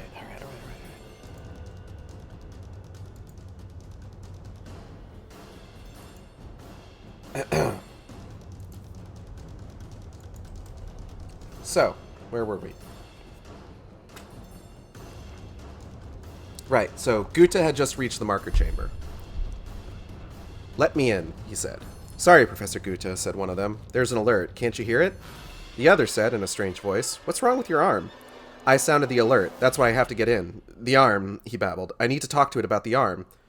"Need to talk to what?" said the first guard suspiciously. Both guards had their weapons raised. "The marker, you idiot," he said. I need it to tell me what is going to happen to me." Two guards exchanged looks. One of them began talking into the comm unit very quickly. The other now actively pointed the gun at him. "Now, Professor," he said, "calm down. There's nothing to worry about." "No," he said, "you don't understand." There were other people in the hall now, people behind him, watching, puzzled. "All I want is to see it," he pleaded to them. "What's wrong with his arm?" someone behind him asked. The arm was twisted now, its hand facing backward as if it had just been cut off and flipped over, then reconnected. It was not just in his arm now, but in his shoulder and chest too, everything changing. He tried to speak, and it came out as a deep, retching sound. The alarms were still going off. He took a step forward, and now the guard was shouting. He held his arm out in front of him, and they shrank back, moving slowly out of the way. I'll shoot," one was yelling, but he didn't shoot. Guta was at the door now, swiping his card. A bullet thudded into his leg, but it didn't matter, he hardly felt it. Then the door opened, and he fell in. The chamber was empty except for him and the marker. He moved toward it, his injured leg suddenly giving out underneath him. He pulled himself along on his knees until he could touch it. Whatever was happening in his arm seemed to have stopped. It wasn't getting better, but it wasn't getting worse. The marker was helping. The marker was stopping it. He breathed a sigh of relief, then winced from the stabbing pain in his leg. He would stay there, protected by the marker. Once he figured out what had happened, he could put his team to work helping him to get better. Worst came to worst, then he would have the arm amputated. The alarm stopped, and he found he could think better. He would have someone move his laboratory down here, and would continue his work. He moved his leg, winced from the pain. Out of the corner of his eye, he saw the door to one side opening. He turned to recognize one of the leaders, the man who ran the guards, the one with the brutal face. What was his name again? Ah, yes, Cracks. He was just the one to help move his lab. And he had brought others with him. Lots of men, healthy, strapping lads. They could all help. He was just opening his mouth to speak when Cracks lifted a pistol and shot him through the forehead. "That wasn't necessary," said Markov from behind him. "Funny," said Cracks. "He never really struck me as the squeamish type." "I'm not," Markov said, "but his condition was worth investigating while he was alive." Cracks shrugged. Markov gave him a cool look. Probably, like, emotionally cool, not, like, super cool. "Give them the body to examine and watch your step," he said. "Don't start assuming you're not expendable. You're more expendable now than you were 10 minutes ago." He turned on his heel and left. Cracks watched him go, feeling at once a little contemptuous and a little scared, and then started out the door himself. "Take the body," he said to the guards. "Carry it to one of the labs and leave it there." He looked at the crowd of researchers. "Which of you has dissection experience?" he asked. Nearly all of them raised their hands. He singled out 3 of them and at random. "Take a closer look at it and tell me what's happening to him." And then he pushed through the already dispersing crowd and left.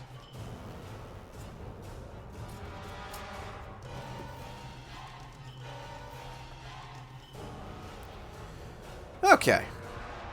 I'm gonna eat some more peanuts here real quick.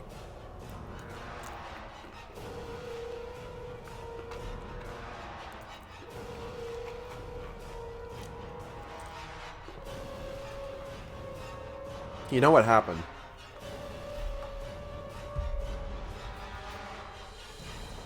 Is I ate something before the stream started, and used that to use that for the energy drink that I've got here, and then I think I thought I would be okay for most of the stream, just based on that, but now, of course, not so much.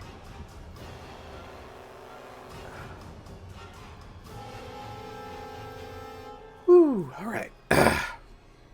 So, What happened?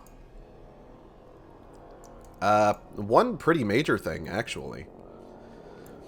So, this chapter follows Guta.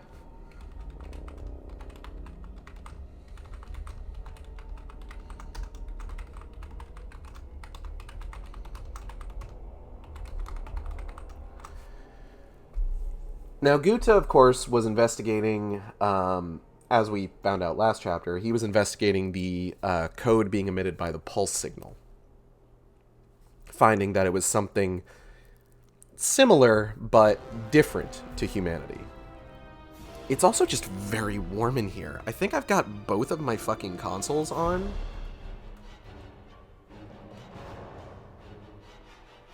Can I turn these off? Like, get some... I also got, like, I got the fan going.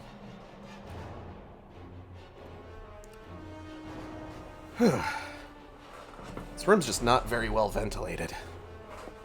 I don't want to open a window, necessarily. I don't think I've hit that point just yet. So, Guta was investigating the signal that was being emitted by the pulse coming from the marker, which seemed similar to the code that was represented by the symbols on the marker, but was different. It wasn't representative of human DNA. It was representative of something else. So he synthesizes this code and injects it into a bunch of sheep cells. And suddenly, they're starting to multiply out of control. Now, he doesn't notice this at first, because he's too busy talking to the hallucination of a girl that he stalked until the point that she died.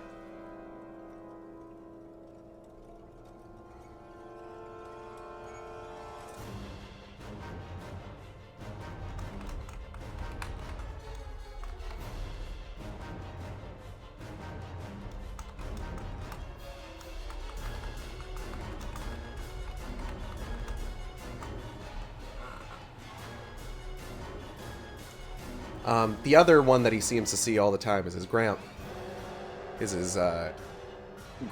who, according to him, he has a much more complex relationship with.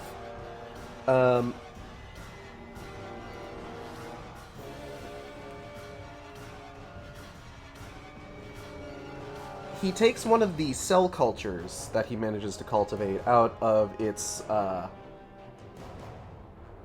little box, and he starts fucking with it. Like, cutting it and watching it, like, knit itself back together. And you're just like, ooh, cool. This'll be a great new product for the holiday rush. And his grandma starts bugging him. He's just like, shut up, grandma.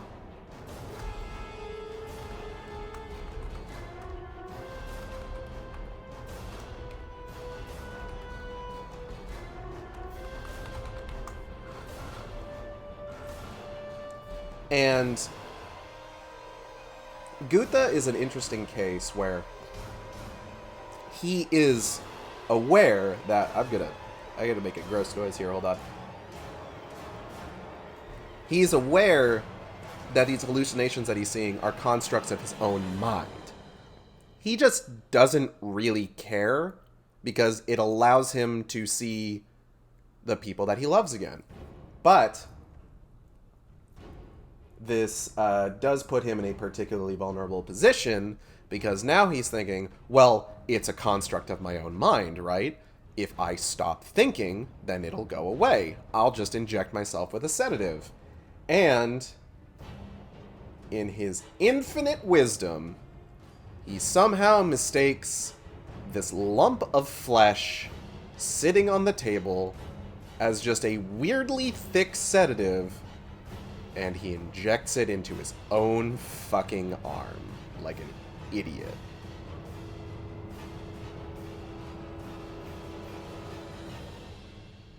Guta has just started the first necromorph outbreak. Oh, hold on, I'm not in the text box.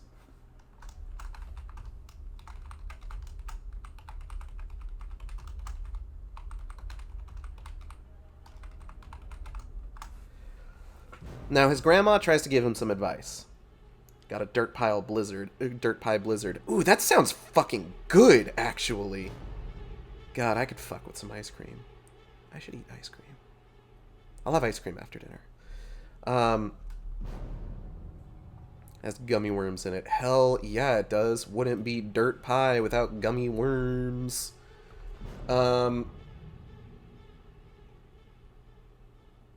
So, it's thankfully taking a while to morph his arm into a wife arm before it takes over his brain. So, his grandma gives him a bit of advice. Hey, you need to get to the fucking marker. Because there is a field of dead space around it.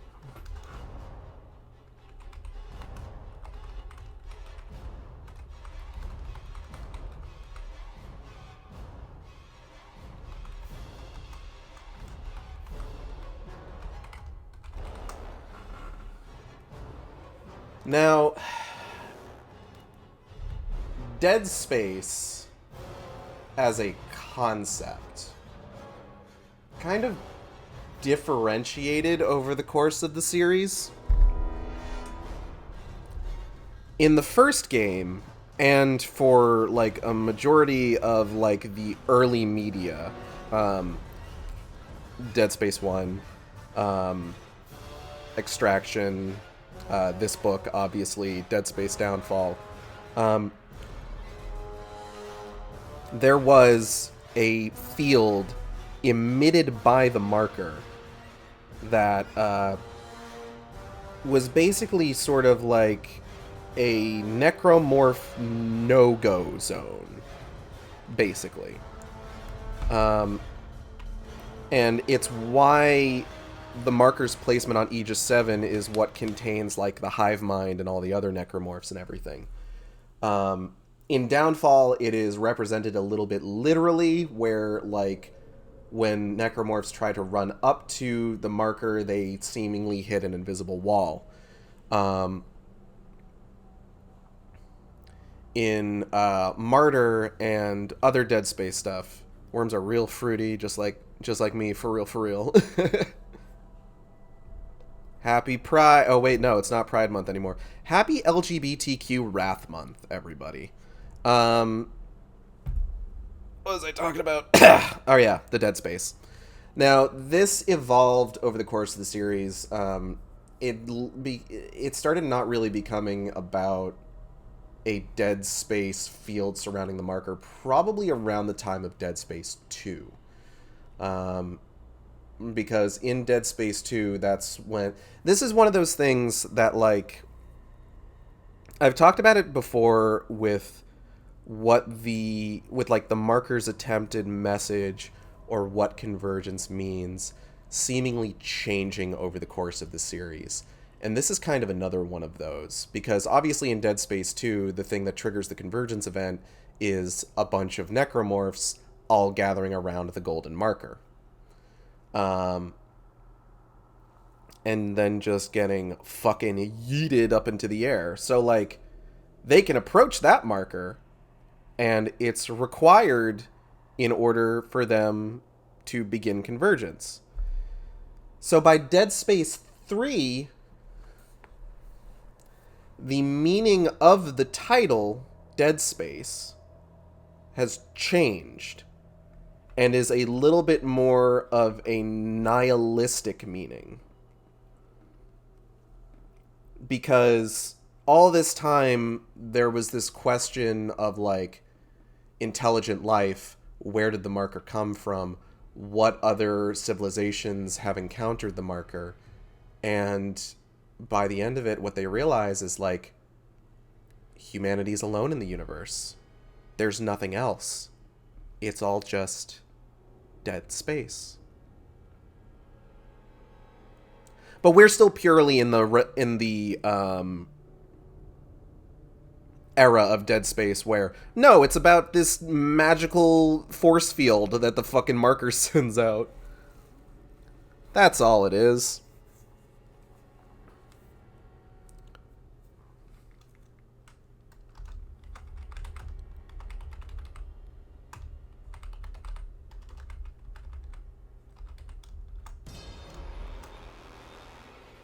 Dead Space approaching the Fermi paradox with a sledgehammer. So Guta is running down to the marker chamber, and he is just TFing. He's just necromorph TFing the whole way.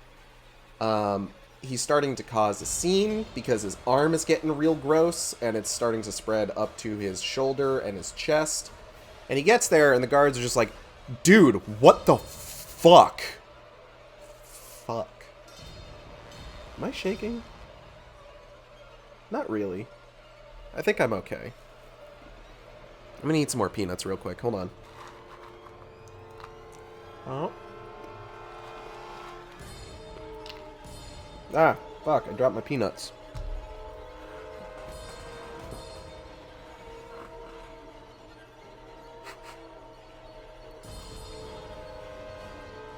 I'll worry about picking up the other one later. I don't want to get ants again. What was I talking about? Oh yeah, so he's getting real gross.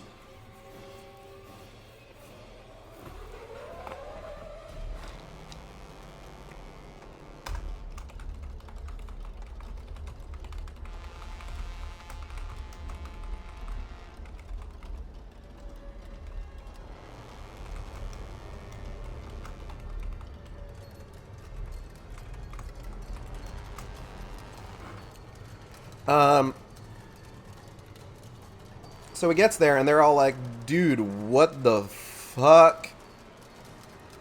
And he's trying to tell them how much he really, really needs to see the marker.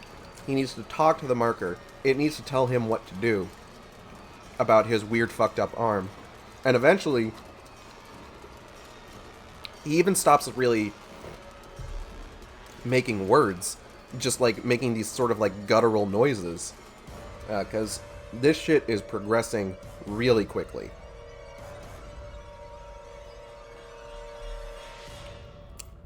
Guta is not social distancing. Guta, if I have to quarantine myself, you do too. Fucking idiot. So eventually, everyone surrounding him, these guards, the crowd of scientists that have shown up, they eventually all start backing off from him because he is progressing to a point where they are scared. He gets inside, he gets up to the marker, and it doesn't reverse the process, but it does stop it in its tracks. So he has managed to mostly keep a hold of his mind. He can now feel the bullet that hit him in the leg, which he's not super jazzed about, but you know, he's dealing with it. He starts making plans. He's going to have his laboratory moved down to the marker. He's going to start studying what's happening to him. Excuse me. They're going to see about reversing it, maybe amputating the arm if he has to, that sort of thing. And then Krax shows up and shoots him in the fucking head. And that's where the chapter ends. Well, Krax gets, like, reprimanded.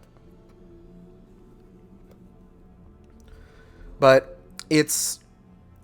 we don't get a whole lot of an idea of, like, haha, he cracks his skull open. Oh, sensible chuckle. We don't usually get a whole lot of idea of what it's like actually TFing into a necromorph. There is a really good shot of it actually happening in Dead Space 2 right at the beginning. And at the end of Dead Space Extraction, of course, one of our playable characters is TF'd into a necromorph, but we don't see the process. We just see the end result. This is the first sort of situation where, like, you have a character that is, like, mid-necromorph TF. And for the most part, he's pretty chill about it. I mean, from the sound of things, he can't really feel it happening. Like, he knows it's happening because he can visually confirm that it's happening by looking at his fucking arm.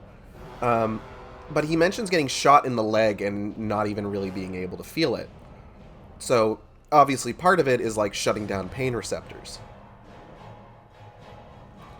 Guta and Jacob Keyes, fight, fight, fight. Oh, God, that fucking... Don't even talk to me about old Captain Keyes in the novel and in the remaster. I'm trying to hold off from drinking more of this energy drink until I have, like, a more, like, substantial meal in front of me. What was I talking about? But overall, like, there doesn't seem to be any sort of, like, and so, to be clear, the reason why it's taking so long is because, like, he wasn't infected by an infector form necromorph, and those usually go straight for the fucking middle of the goddamn skull. This was a synthetic replication of necromorph tissue that was injected into his arm. So it's taking a while to get to his head, so it's not really affecting him mentally yet. 1 second, let me get my mask on.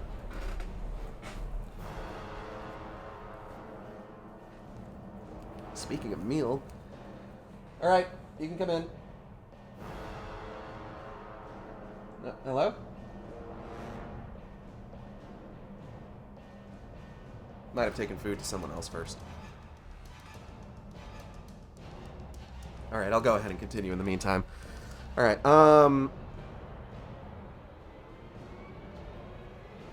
but yeah, so it's interesting because this isn't a perspective that we usually get. I don't know if there is possibly a similar perspective in the second Dead Space novel. You can come in. Hold on, let me come to the door, actually. Yeah?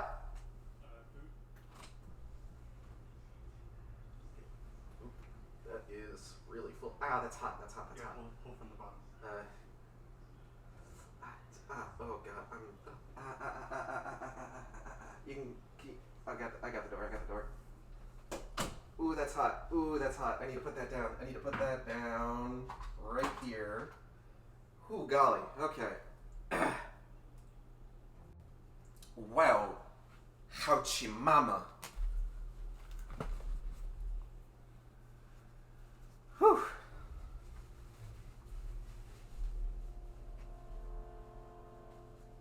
That is fresh off the stovetop. My hands are shaking a bit. It's only because the muscles are flexing, though. Whoop.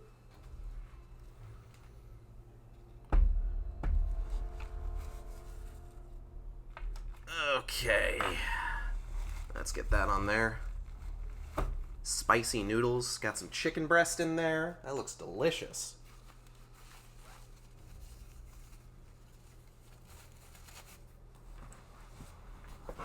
Okay.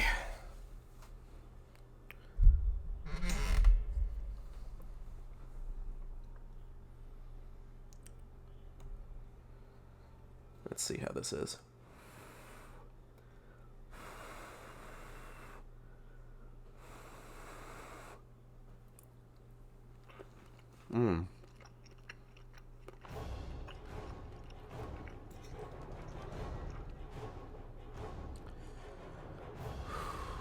Okay. Getting some substantial food in me. Because that's what I need right now.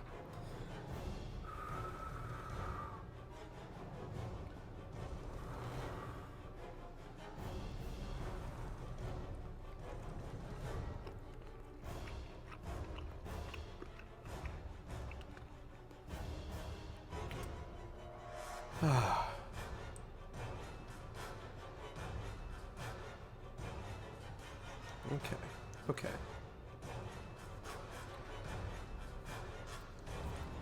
But yeah, I haven't really looked into a lot of stuff about the second Dead Space novel. Just because I'm not super interested in it. It doesn't really, like, have any sort of importance to the greater canon it's basically just like, hey, here's a place where another necromorph outbreak took place. I believe the location that it takes place in gets a mention in Dead Space 3, but it's not like anything particularly meaningful.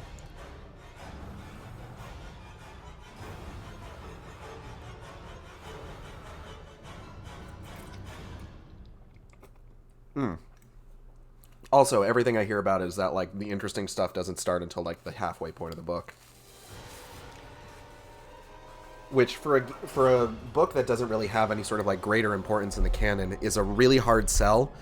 Like, we're only just now getting to...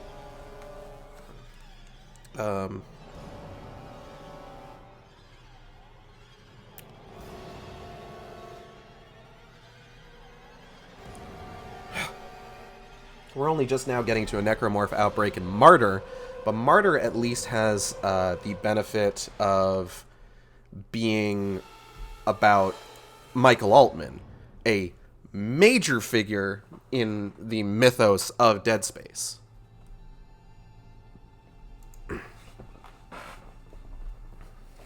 Alright, chapter 56. Gutha's body started changing shortly after the guards bundled into a stretcher and carried it away. But as it was hidden beneath a sheet, they didn't notice. There were strange sounds coming from it, popping and crackling sounds, which they just took for the sounds of strain in the stretcher or the scuffling of the boots in the passageway. They took it to one of the labs and slid it onto the table, the sheet still on top of it. The 3 dissectors had followed them at a distance, whispering, holding onto their icons. They filed into the room as the guards left. "We should contact Field," the first of them said. "He'll want to know." One of the others nodded. "I'll contact him," he said, and activated the room's comlink. A strange, wet sound came from under the sheet, followed by a snap like a bone breaking. The sheet fluttered. "What's that?" asked one. "Just the body settling," claimed another. The body settling. Oh, of course.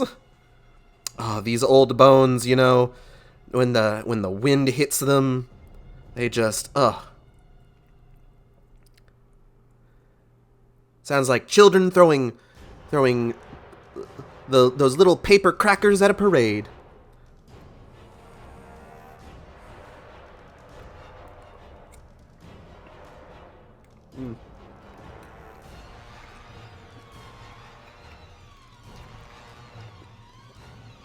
"It didn't sound that way to me," said the first.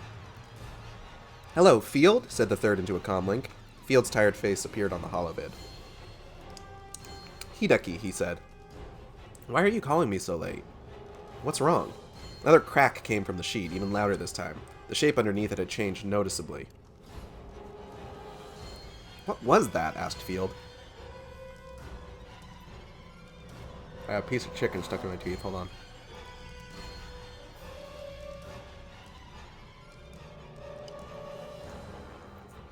"Just a minute," said Hideki. "That's more than a body settling," said one of the others. "You're right," said the third. Slowly they moved forward. One of them reached out, tugged the sheet off, and let it fall to the floor. What lay beneath hardly looked human anymore. The head was still there, but it was now embedded in a curtain of flesh, some deformation of what had once been the shoulders. It was animated, moving slightly, what was left of its chest heaving up and down with rapid movements. The legs had atrophied and the arms had lengthened. The body had flatted and its ribs and skin seemed to have spread out to create a wing-like structure between the wrist and what was left of the ankle, like the body of a manta ray. It was an unhealthy, morbid color. The eyes were sunken in and had a strange gleam to them. "Professor Field, are you seeing this?" asked Hideki. "What is it?" said Field. "Oh my god," said one of the other two. There was another cracking noise, and the body changed further. What was left of the face receding, becoming lost except for the eyes and the mouth, which was now little more than a hole. It split open at the end, dissolving into a mass of tentacles or antennae now, almost insectoid. The hands and feet shriveled and hooks of bone sprouted in their place, made a shrieking sound and began to struggle. Field shouted at them to run. The alarm had started to sound again. Professor Hideki Ishimura fled, his only thought being to get as far away as possible. The other two researchers were paralyzed with fear. "Run!" Field kept yelling at them. "Run!" But they didn't move. The creature flipped itself over. It sat there, draped over the edge of the table, wheezing slightly, body bobbing up and down. One of the scientists gave a little cry and rushed for the door. The creature leapt, wrapping itself around his shoulders and face, pressing itself wetly against his face. He was screaming, and then the scream was suddenly stifled. Through the vid feed, Field watched as the strange proboscis suddenly sprouted from it with a tearing sound and stabbed through the researcher's eye and deep into his skull. It pulsed, pumping something in. The other slid into the corner and, moaning, clenched his eyes shut. "Run!" Field screamed again. But he didn't pay any attention. Yeah. I still got something stuck in my teeth. Hold on.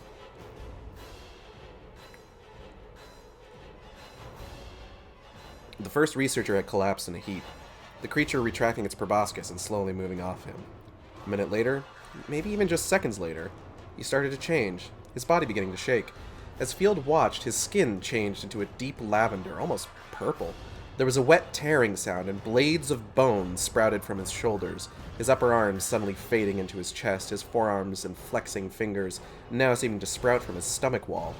His hair fell away, his eyes growing hollow, and his ears oozing down his face to join with his neck. Slowly it stood and stumbled toward the lab door. The last scientist was still crouched in the corner, whimpering slightly. The creature that had been Guta, clumsy onto the floor now, dragged itself awkwardly toward him, and then leapt. Field cut the feed so as not to have to listen to the screams. Oh, besties, containment breach.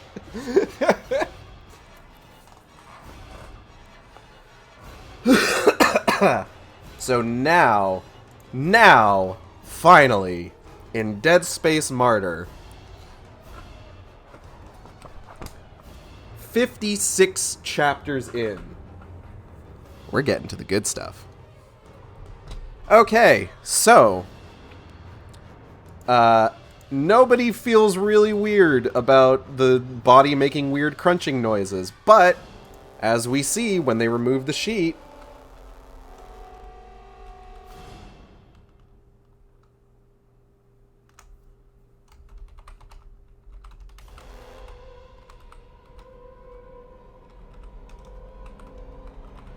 Guta has become an infector form necromorph. These are maybe not the most iconic kinds of necromorphs. They weren't even brought back for Dead Space 3 technically. A different kind of infector form was used for that.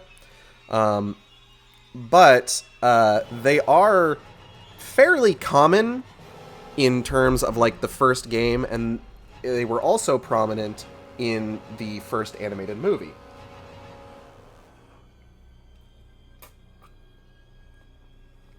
You've likely seen them. Little wing-a-ling looking guys. Got the big bone spur that pops out of the front of them and just like stabs itself into the forehead. We were just talking about them. Like just during the last recap. Oh wow, yeah, I am feeling considerably better now that I've got like some more substantial food in me. Okay. There's a hard-boiled egg in these noodles. I don't usually like hard-boiled eggs, but let's go ahead and give this a try on stream.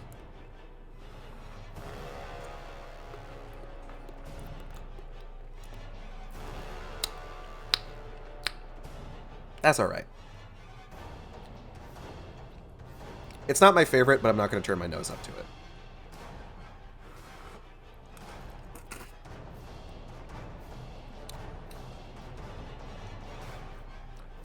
So, Guta gets to work. Now, there's 3 scientists in that room with him. 2 of them are absolutely fucked. But the third one, they made a particular note of naming.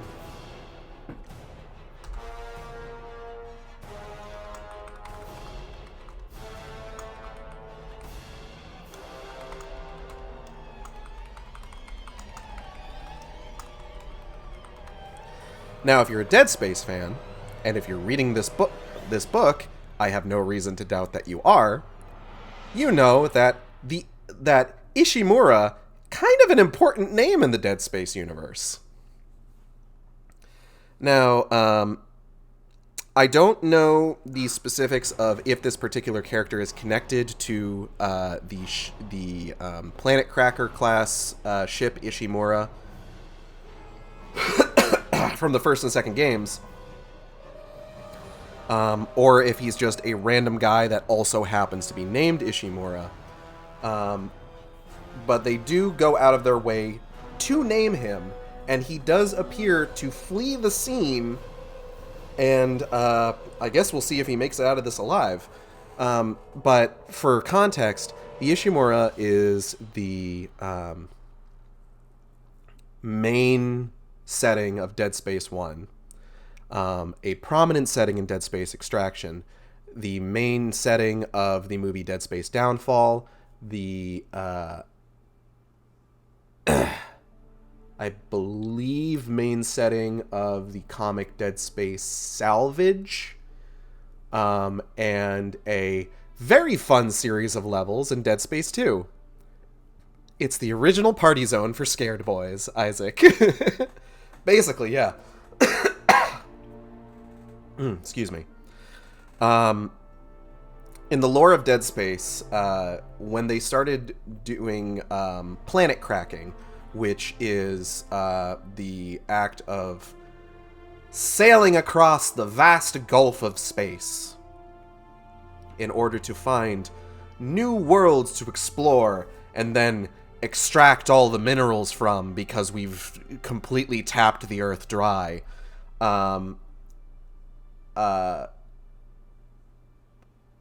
Planet Cracker class ships are big deals because they're the ones that are keeping humanity running, basically. And the Ishimura is the first of those. It's kind of a big deal. At the time of Dead Space 1, its run to Aegis 7, though illegal, is actually its final run. It was set to be decommissioned.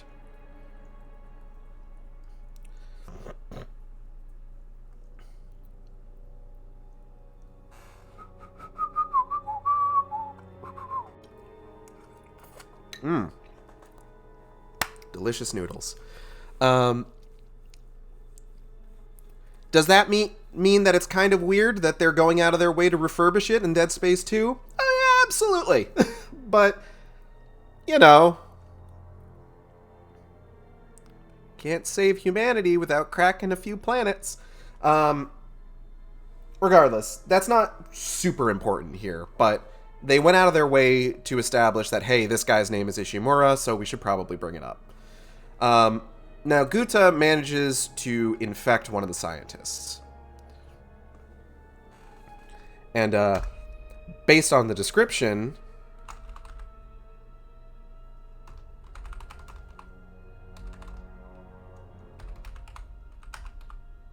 hold on.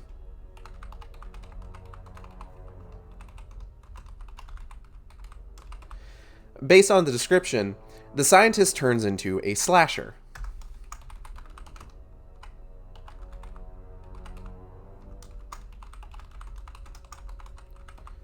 Slashers are the most iconic Dead Space monster.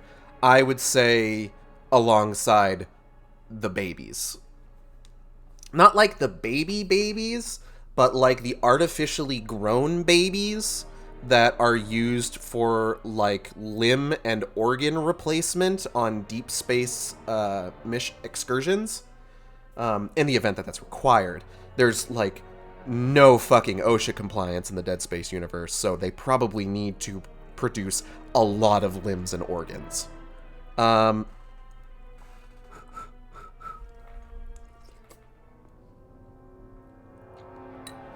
like, everyone knows the slashers, everyone knows the babbies. But slashers, they're the guys with like the bone swords for hands. And generally speaking, the way that they're built can differ from like person to person. The way that they describe it in here, with the arms receding into like and joining in with what would appear to be like the stomach wall, and then just like separate blades sprouting from the shoulders. That's one of the ways that slashers can manifest. Another way is with the actual arms that are already there just being kind of reoriented to kind of like curve above the head, and then the blade sprouting from the palm of the hand. That one I don't think you see quite as much, but it's there. I believe in the third game, Norton turns into such a slasher in the DLC. So the slasher fucks off. Slasher's taking shoulder blades too literal. Yeah, basically. So the slasher fucks off, and the infected form that was Guta starts approaching this other unnamed scientist. Now, Field is watching this whole thing happen.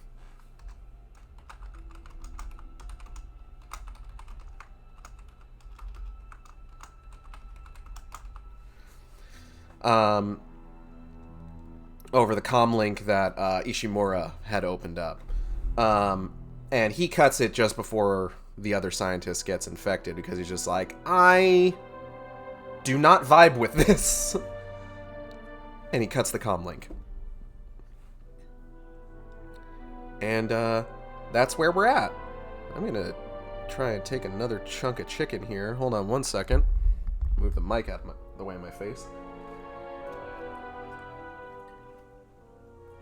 Oh, where did that broth just go? I just, like, flung broth in the direction of my keyboard.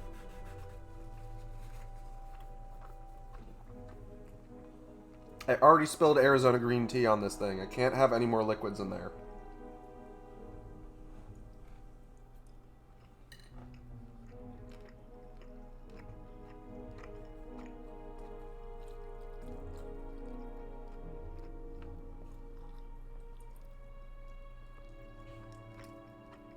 Nope, that is a piece of bone. Thought that felt weird when I chewed on it. Alright. Thank God I didn't swallow that. Ooh, golly. This is why you chew your food, kids. I know it's weird for a shark to chew food. Sharks are generally chomp chomp, gnash gnash, tear tear, and then just swallow the chunks. But hey, take it from this shark. Chew your food.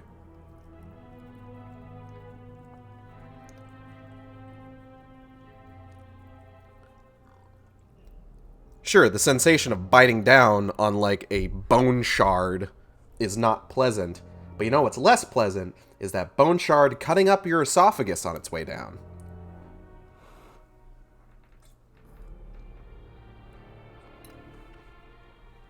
Okay. Next chapter. Whoop.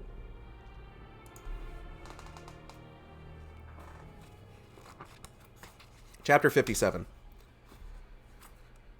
How long is this one? Chapter 59 is the one that's going to be particularly long. The rest seem to be pretty short.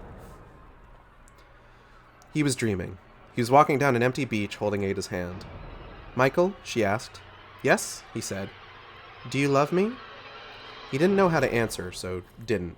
He loved Ada. He was sure of that. But he didn't understand how she had changed. How they had moved apart. "I need you to do something for me," she said. "What?" he said. "I want to have a baby," she said. Are you serious?" he asked. She nodded. "That's what I need," she said. "It will bring us closer together." And then in the dream there began a faraway, insistent sound. At first he hardly noticed it, but it grew louder and louder. Ada was still speaking, almost as if she didn't hear it. But he could no longer hear what she was saying, and then both she and the beach around them began to be eaten away by darkness, slowly slowly coming unraveled, and he woke up. The sound was still going. Someone had triggered the alarm again. He got out of bed, got quickly dressed, and went out into the hall. It was deserted. In the room behind him, he heard the comlink go live. "Altman," it said. "Altman, this is Field. Are you there?" He went back, switched the visual on. "I'm here," he said.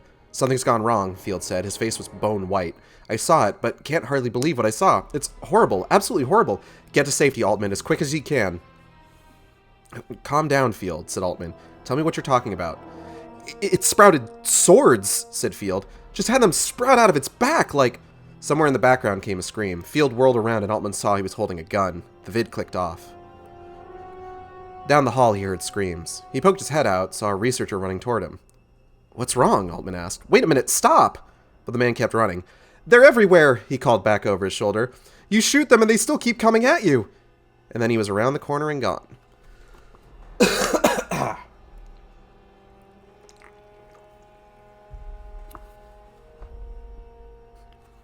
I'm still asleep, Altman thought. He closed his eyes and shook his head and then opened his eyes again. No, it was still as it had been, more screams and now even the sound of gunfire. He rushed back into the room and looked around for a weapon. Nothing there. He went out again and down the hall in the direction the man had run, walking very quickly. Rounding a corner, he saw the corridor barricaded by a laboratory table turned on its side. He headed for it, and shots rang out, thunking into the wall beside his face. Don't shoot, he cried, raising his hand above his head. It's me, Altman. A chorus of shouts, and the firing stopped. Someone from behind the table waved to him, and he moved to the table and pulled himself over it, down among them. Altman, said Showalter. I'm glad they didn't get you. Get me? Said Altman. What's going on? I don't exactly know, said Showalter, his eyes darting nervously from side to side. I've only seen one of them, but I wish I hadn't. It was monstrous. It had bone sides instead of arms and legs, and it scuttled like a spider. Its head just hung there, swinging, staring down at the floor, but it seemed to see us anyway. I don't know who it used to be, but you could tell from the remnants of clothing that it used to be someone. That it used to be human. Sure as hell isn't human now. Something's gone horribly wrong. I gathered that, said Altman. He looked around. One of the other men was someone he vaguely recognized. White, he thought his name was. The third he didn't know. Here, said Showalter, and handed him a gun. Got this off a guard who had his head torn off. Don't know that it'll help much. When you shoot them, they don't seem to die. They just keep coming. Altman took the weapon. How many people left alive, he asked. Showalter shrugged. How do I know? The four of us counting you, he said. Probably a few guards. There's a few others running around. Field vided me not long ago, so he's still alive, said Altman. It must have started down there, or down here. Maybe it hasn't made it to the top part of the facility yet, to the part above water. Maybe not, said Showalter. Vid Field, said Altman. Tell him to get up there and seal the lock. Wait for us on the other side. We'll fight our way up, and once we're there, he can let us through. Showalter passed the order along to one of the other two men with him. Someone called Peter Furt. This motherfucker's name, Furt. Who took out his holopod and got to work. Let me eat some more noodles here. Hold on. Noodles.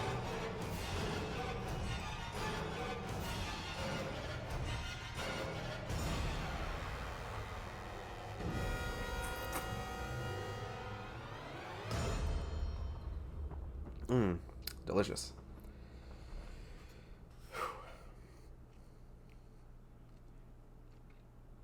From the far end of the hall came an eerie bellow, and then something shuffled around the corner.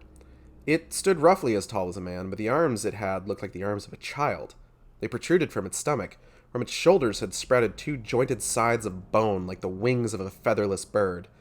Its skin was mottled and seeping, disgusting to look at, and it smelled faintly of rotting meat. It was humanoid, but Altman wouldn't have guessed it had once been human if the tattered uniform of a guard weren't still clinging to its torso. Holy shit, whispered Altman.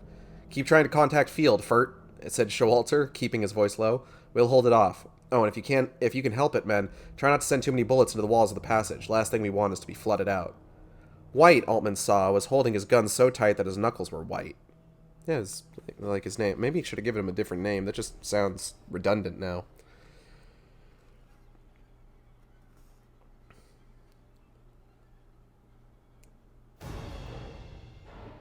The thing shuffled slowly in their direction and then stopped dead, made a grunting sound, and then, with a cry, rushed at them.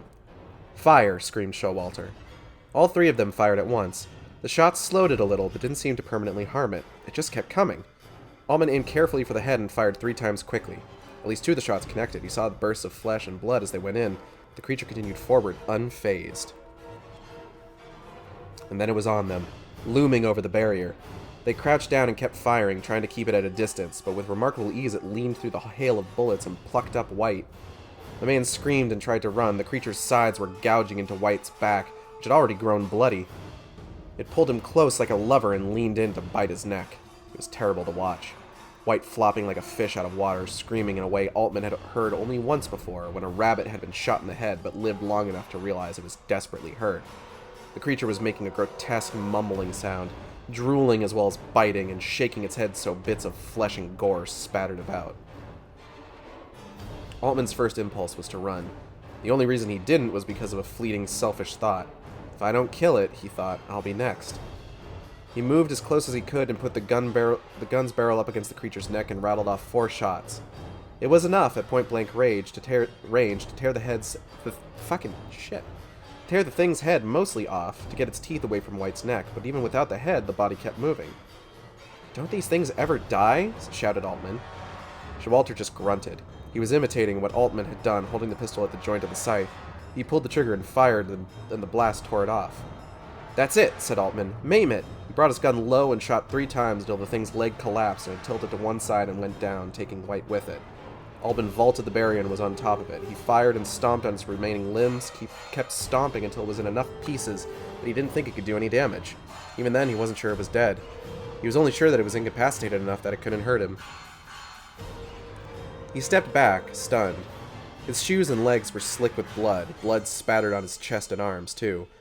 White, he saw, was still alive, but in shock, his back a bloody mass. Altman knelt down beside him and slapped his face, tried to get him to pay attention. The man's eyes flicked slightly and then clouded over. He was dead. Is he all right? Asked Showalter. Altman opened his mouth and gave him artificial respiration for a moment, trying to breathe him back to life, tasting the dead man's blood on his lips. Showalter touched his shoulder. Leave him, he said. He looked up and shook his head. He was just turning back toward the mouth when he heard a crack, saw White's torso convulse. He pushed away from it and scrambled back. The body seemed to be going through a fit, shaking and contorting, and then it began to change. Altman watched, horrified, trying to keep his panic under control. What the hell is going on? He said. He's changing, said Showalter. He's one of them now. Let's get the fuck out of here, said Altman. I'm afraid there's one more thing we have to do, said Showalter. What's that? Asked Altman. We need to take steps to make sure he doesn't come after us. Altman nodded, his lips grim. You mean, he said, we're going to have to dismember him. Yay! We got there, folks. Cut off their limbs! We did it! They figured it out! Oh, I'm so glad. Darling, darling boys, they did it. But I like my arms. Hello, Scarlet Dye. Welcome to the Sharkstream. Well, you know who else likes their arms? These guys. And they would like to keep them. They're not going to be able to keep them if there's slashers flailing about. And hello, Venom Lad. Wow, Altman actually doing something smart for once. Well, technically this was Showalter's idea. Not Altman's. Altman was ready to just fucking leave. The two of them standing together, breathing heavily, staring down at blood and gore on the floor, the pieces of the creature and of the partially transformed White. I'll never be the same, thought Altman, and he could tell by the way Showalter dodged his gaze that he felt similarly. Okay. He'd been having nightmares before, but he had material for an entirely new set of them now. I got through to field, said Peter Furt. He says as far as he can determine, the creatures are still all in the lower levels. He'll try to get to the airlock and shut it, but then wait for us to contact him. Oh my fucking god, I hate Altman so much. Altman's not so bad. If we're going to make it, we'll need something other than guns, said Altman. Bullets don't do enough. They barely slow the things down. What did you have in mind? Asked Showalter. We raid the labs and janitorial closets as we go, said Altman. See what we can find. Anything that'll cut off a limb or get partway there. See, he's coming up with good ideas. They found, in the first lab they came to, a handheld plasma cutter. What are the chances? Which, by unscrewing the guard, could be made into a close combat weapon. Showalter recalibrated a laser pistol taken off a dead guard, using the tools of the next lab to give it a wider beam, something with a little slicing power. Peter Furt dug up a laser scalpel, modified it to cut through an object as thick as a wrist. Probably won't stop them, said Altman. First thing I'm worried about is cutting through their sides, said Furt. If I can get that far, I'll be lucky. Alright, said Altman. What do we have to lose? Let's go. Altman be praised. Yeah, and a broken clock is right twice a day. What's your point? I mean, in terms of, like, decisions that are good, this one's probably the best one he can make. My guy has a plasma cutter now. A plasma cutter.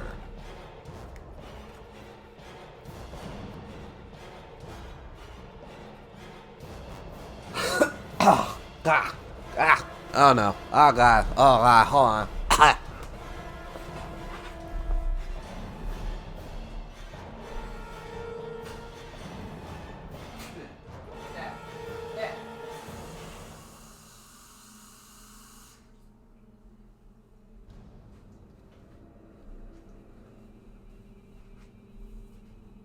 I'll save you the grief of me describing what I just coughed up.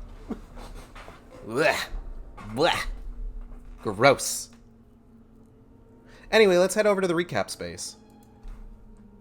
So, let's take a look here.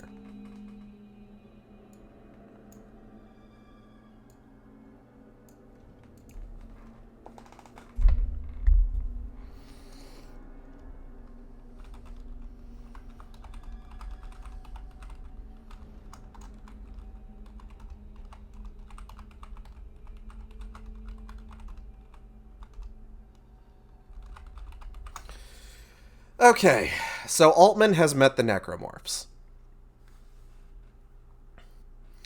Now,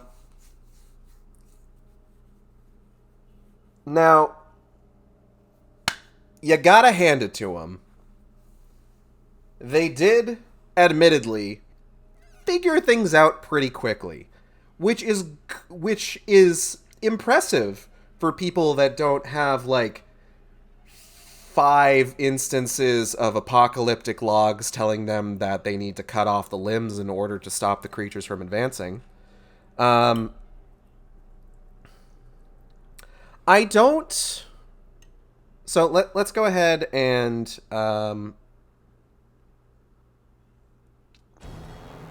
just sort of throw this in there. So they're starting off with pistols.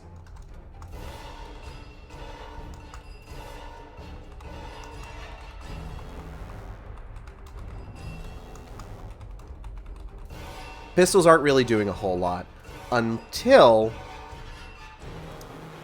one of their dudes gets snatched up and they rush out to try and help him and blast this thing point blank. Blank. Blank.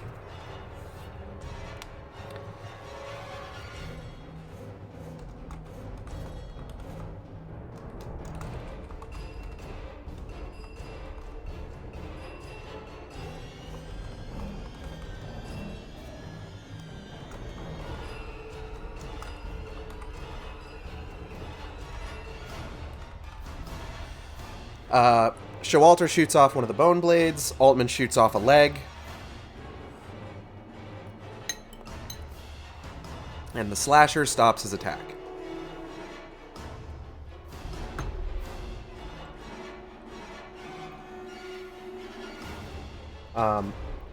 In fact, Showalter shooting off the bone blade gives Altman the idea to, oh yeah, let's maim them, make sure that they can't actually attack us. And then when they see that white starts to turn, they're just like, okay, yeah, we gotta fucking dismember him.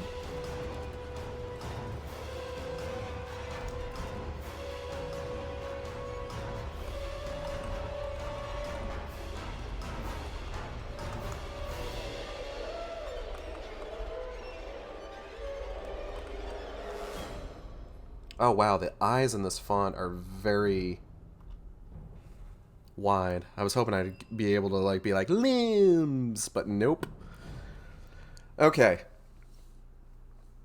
So we have our first instance of people figuring out that, yeah, you need to cut the limbs off. Now, I don't necessarily agree 100% with the reasoning for cutting off the limbs used in the book. Imagine your only tool at your disposal was a scalpel. It sounds like it's a really powerful scalpel, though. We'll get to that in a moment, though. I don't necessarily agree with the reasoning behind why the cutting off the limbs works in this book. Like, it's one of the common what's the word I'm looking for? It's one of the more common interpretations of cutting off the limbs, where it's just like, oh yeah, of course, you cut off the limbs because that stops them from being able to advance, to attack. But in the games, it always sounds like people are cutting off their limbs and then they're just dying. Which, I mean, that doesn't fucking make any sense. I have talked about this before. I believe I mentioned it on my extraction stream. But my interpretation of the cutting off of the limbs always had to do more with the necromorph's status as a hive mind. A single necromorph is not its own individual being. It is an extension of a greater consciousness. It is a tool to be used by that consciousness. And if your tool breaks and cannot function properly as said tool, you don't keep it around, you dispose of it. So my interpretation of cutting off the limbs working to put down necromorphs has always been, oh, yeah, obviously, because, like, you cut off the limbs, it can't be used by the hive mind intelligence as a vector for murder and infection anymore, so it just abandons the body. But the novel takes the theory of, oh, it works because they can't attack anymore. Which, I don't know. I feel like that's too pedestrian. You know, I know that sounds like really fucking, like,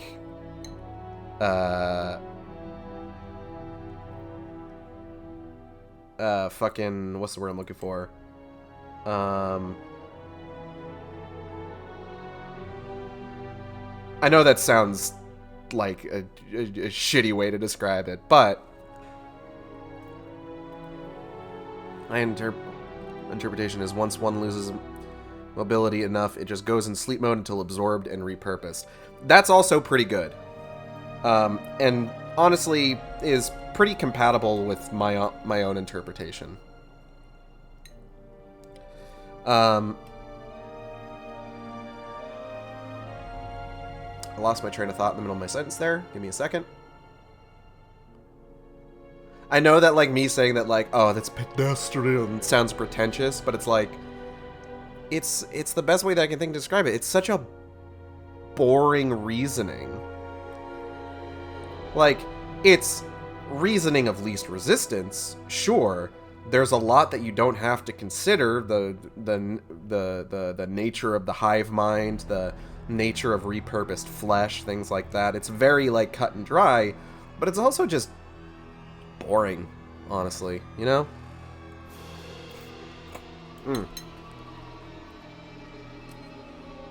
So, coming to the conclusion that their best course of action is to dismember any necromorphs that they come across, and they don't call them necromorphs yet, they're just fucking monsters. They make a pit stop at a nearby laboratory, and they get them some slicey boys.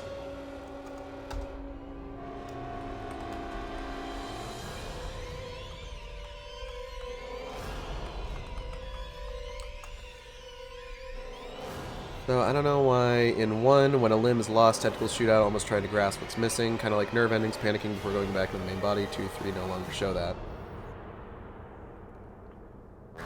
I think there was just a lot more going on in 2 and 3, and they needed to cut something. Like, those were games with 2 discs. There's just like, we need to make all of this game fit on 2 discs. What can we sacrifice? What about the little wiggly tentacles that spout out when they lose a limb? Yeah, that's fine.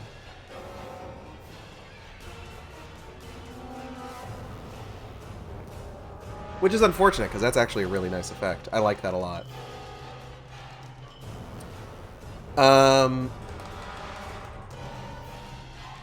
But Altman picks up a plasma cutter. Showalter picks up a laser pistol that,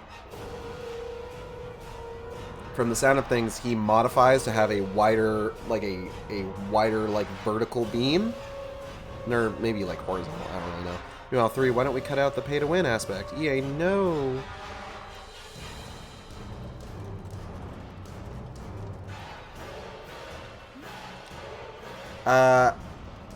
And then Peter Fert, F-E-R-T.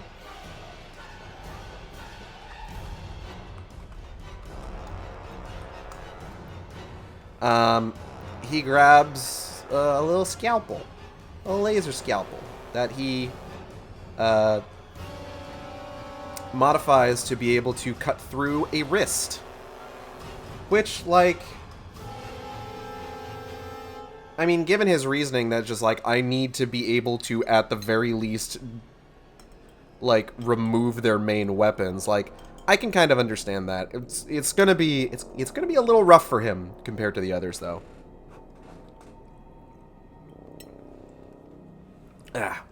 Alright.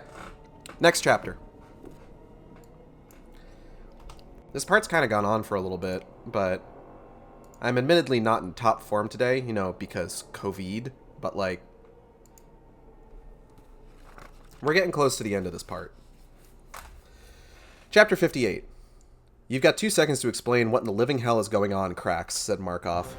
He was gesturing to a series of open holovids strung over the console that showed the floating compound in chaos. Here, a table was overturned, researchers and guards alike crouched behind it. There, a man was being skewered by a strange creature that looked like a cross between a spider and the whirling blades of death. Another showed a scene of carnage, bits and pieces of bodies strewn all up and down the hallway. Another, a group of humanoid creatures lurched back and forth at a loss. Cracks looked panicked. He was sweating, his eyes darting left and right. We're being attacked. Monsters of some sort. I don't know who or what. What the fuck are they, and how did they get on board? I don't have any idea, said Cracks. I've never seen anything like them. They look familiar, said Stevens. Haven't you noticed? Familiar? Said Markov, and squinted at one of the vids. Yes, he said, nodding. I see what you mean. That one, there, said Stevens. That used to be Melina. You can tell by what's left of the face. They're all wearing bits of clothing, too, scraps of it.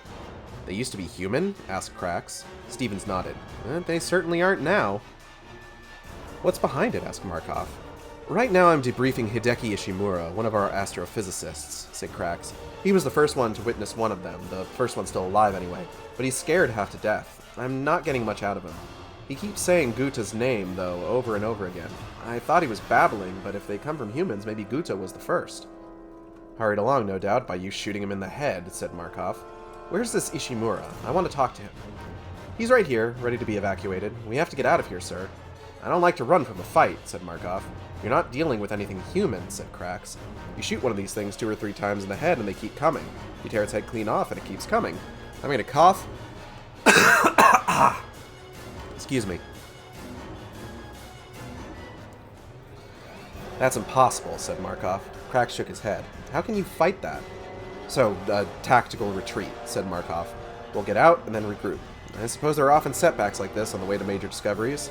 This is not a setback, sir, said Cracks. This is a disaster. Markov gave him a hard stare. How many men, all told? 100? 2? Even with all or almost all transformed into hideous creatures, it's not much in the grand scheme of things. Just a setback. We'll be back in operation before you know it. Are you kidding? Let's take advantage of all these cameras set up all through the facility, said Markov. Set them up to transmit to the escape pod. No reason we can't watch and learn. It should be very instructive. You can't possibly be thinking, the marker exists, said Markov. Either we make something of it or someone else does. The losses we've had and will have are acceptable losses. I suggest we leave, sir, said Cracks, voice strained. You've already made yourself clear, Mr. Cracks, Markov said. Stevens and I will prepare to evacuate. I'm still considering what to do with you. You're not thinking of leaving me, are you? Indeed I am. As I told you before, you're far from expendable, Mr. Cracks. You're far from expendable? Wouldn't that mean he's not expendable? Man's about to get off to necromorph prawn. Oh no! Wait, necomorph? Craig, said Stevens in his soft, pleasant voice, there's no point in leaving Cracks here. He'll be much more of a help to us alive than dead. You'll not only be punishing him, but punishing us as well. Markov hesitated a moment. Always the sensible one, he said. Have you at least got a clear escape route prepared for us, Cracks? I do, said Cracks. We're ahead of the tide. If we leave now, we can avoid it. All right, Markov assented. Lead the way.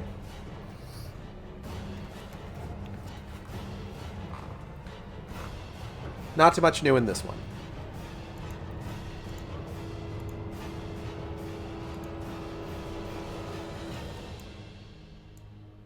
Basically, the extent of this chapter is that Markov, Cracks, and Stevens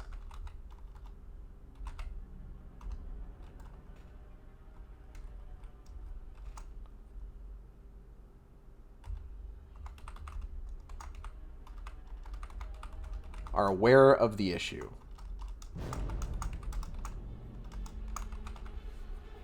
Like, that's really all there is.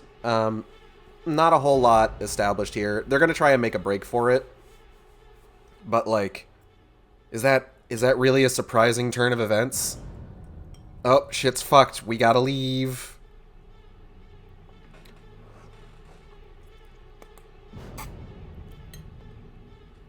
Ah. Delicious. Spicy noodles. Love them. I gotta say, on some level, it's kind of funny seeing all these, like, Dredger Corp executives being like, we'll be fine. Dredger Corp will be fine. It's no big deal.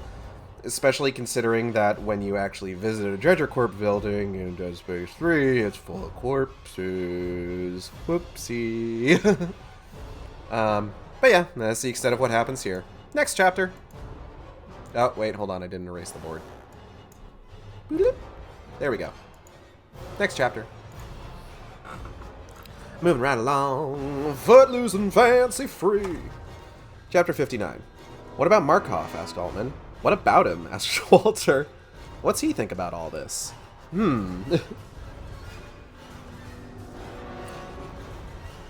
Isn't there somebody that you forgot to ask about their opinion of the necromorph outbreak?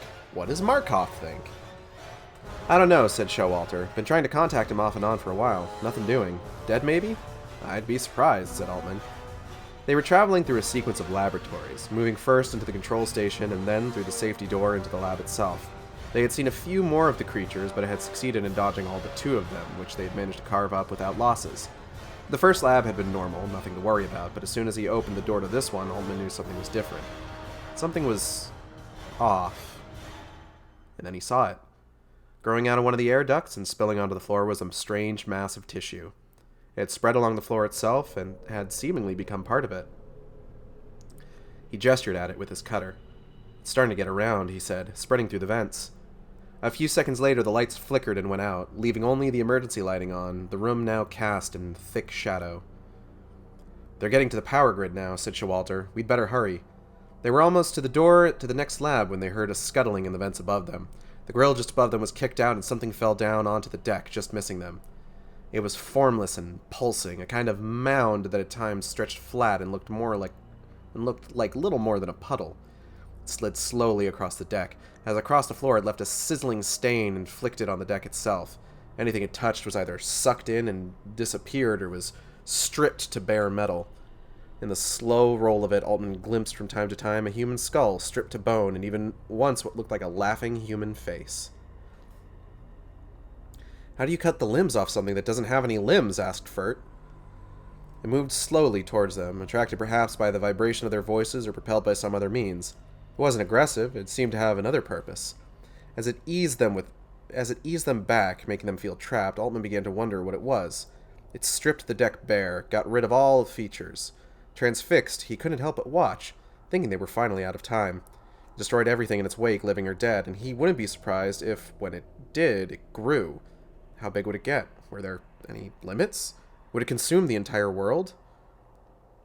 We should go back, Showalter said. Altman nodded, and they started back towards the door they had come from. Furt was just about to open it, but Altman stopped him. Not yet, he whispered. Heard something.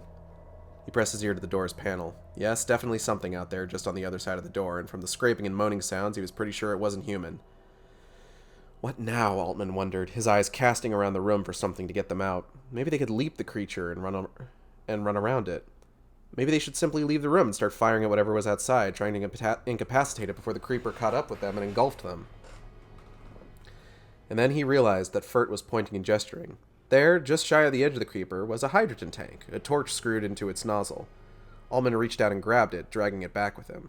He spun the nozzle and opened it, and as open as it would go, sparked the torch alight and adjusted it to give him the longest spurt of flame possible. He dipped it down near the floor and sprayed the creeper. When where the flame touched it, it caught fire, burning and bubbling black. Elsewhere, the creeper withdrew from the flames, trying to get away. He moved forward, spraying it, coughing in the acrid smoke it raised. Even where it was black and burning, it didn't stop moving exactly, the burnt portions folding into the core and disappearing. But at least it was not moving in the other direction now. I can hold it at bay, he called back to Showalter and Furt, but I can't get rid of it. Furt had just started to respond when the door crashed in. Still waving the torch, Altman glanced back over his shoulder to see Furt lopping off a scythe with his laser scalpel. Showalter was backing away, firing the laser pistol steadily, a half-dozen of the shambling things coming at him with their blade-like arms. Furt was in the middle of them, surrounded on all sides, doing his best to cut his way free, but there were too many. Altman watched as one of them plunged his face into Furt's neck. Furt, screaming, tried to pry it off, and finally did, knocking it back and cutting into its mouth with the laser scalpel. But another was instantly in its place.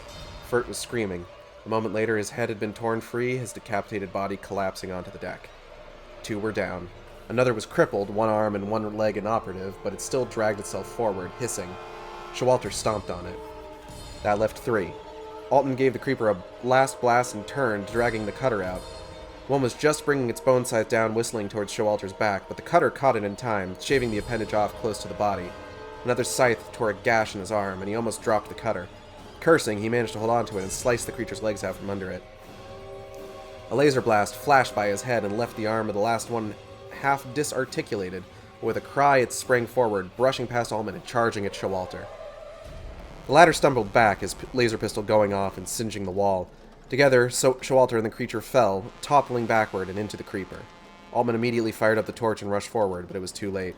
Showalter was engulfed and simply gone, part of the pulsating, shifting mass.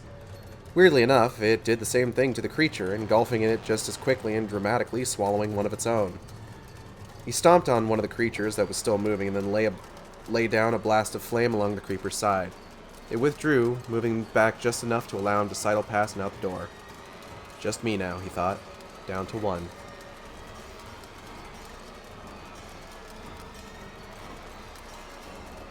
It was hard not to feel that there was no point going forward. It was inevitable. One of them would catch him, tear him apart. But he kept going. He was limping now, though he wasn't exactly sure why. Not sure what had happened to his leg. He'd bandaged his arm with the first aid kit from the lab, stopping every once in a while to drive the creeper back with a torch.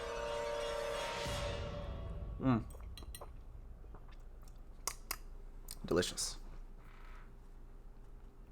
He'd been lucky.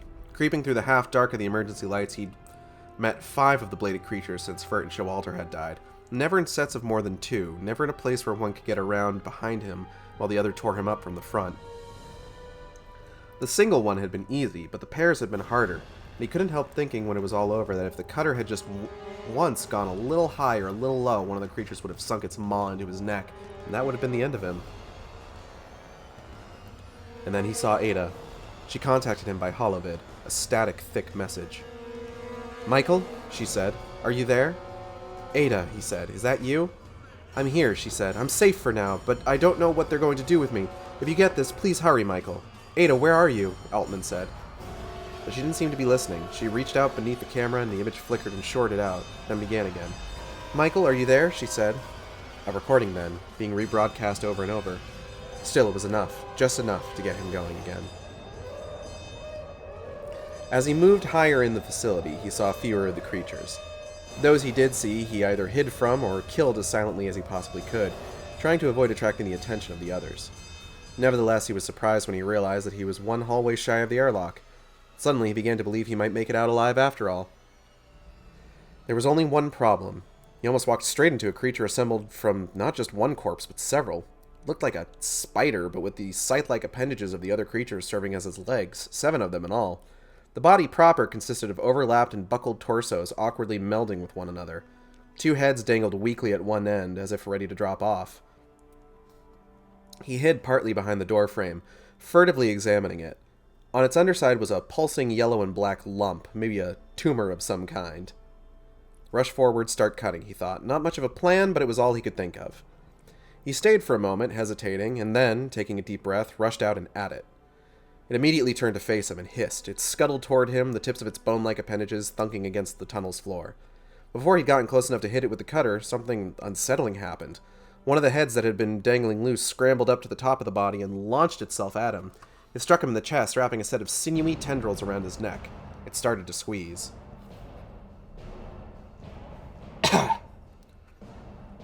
Holy hell, he thought.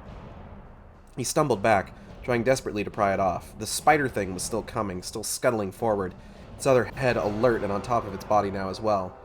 He struck the one already on him and hard with the side of the cutter again and again. It loosened just a little, enough that he could breathe, and he forced his hand in between it and its neck and tore it off. It tried to crawl up his arm and back to his neck, but he held it tight by its writhing tendrils and didn't let go. The other head launched itself at him, and he batted it down to the ground with the first head, stamping it to a pulp. The head in its hands, he slammed it to the wall, then cut in half with the plasma cutter. The rest of the spider thing was on him now. He sliced off the tip of one appendage and then reared back on its 3 hind legs and struck at him with the remaining 4. He managed to parry 2 of them successfully and dodge a third. The fourth, having just lost its tip to the plasma cutter, struck him hard but bluntly in the chest. He fell to the floor, the wind knocked out of him. In hindsight, I shouldn't be eating spaghetti at the moment.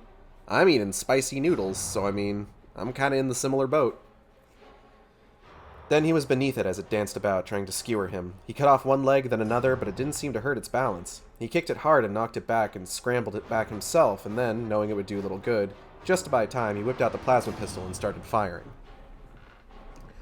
The shots flashed off its legs and entered the flesh of its body with a hiss, but it hardly seemed to slow it.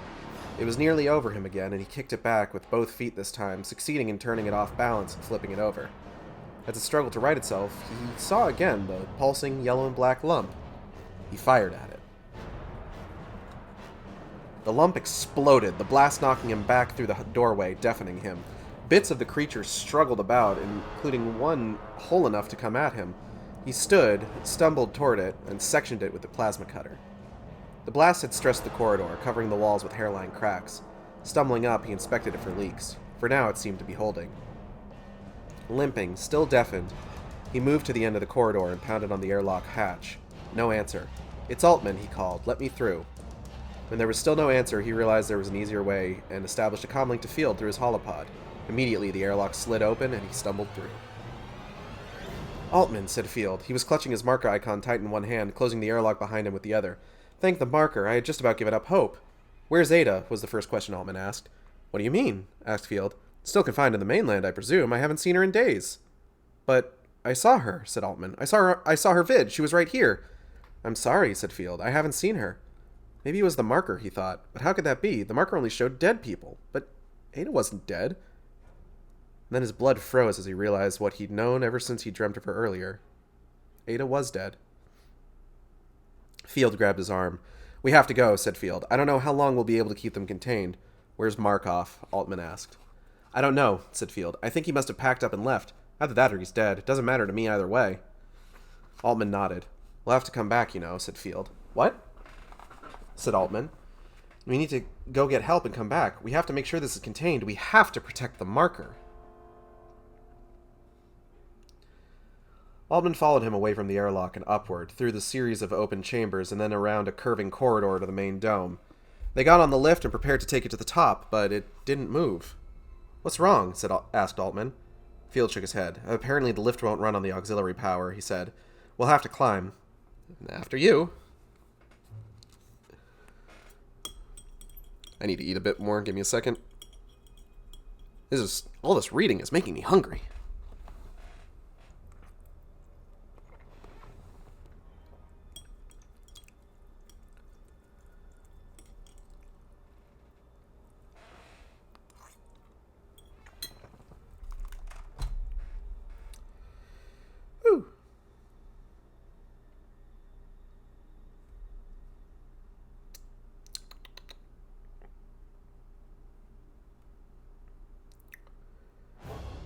Okay.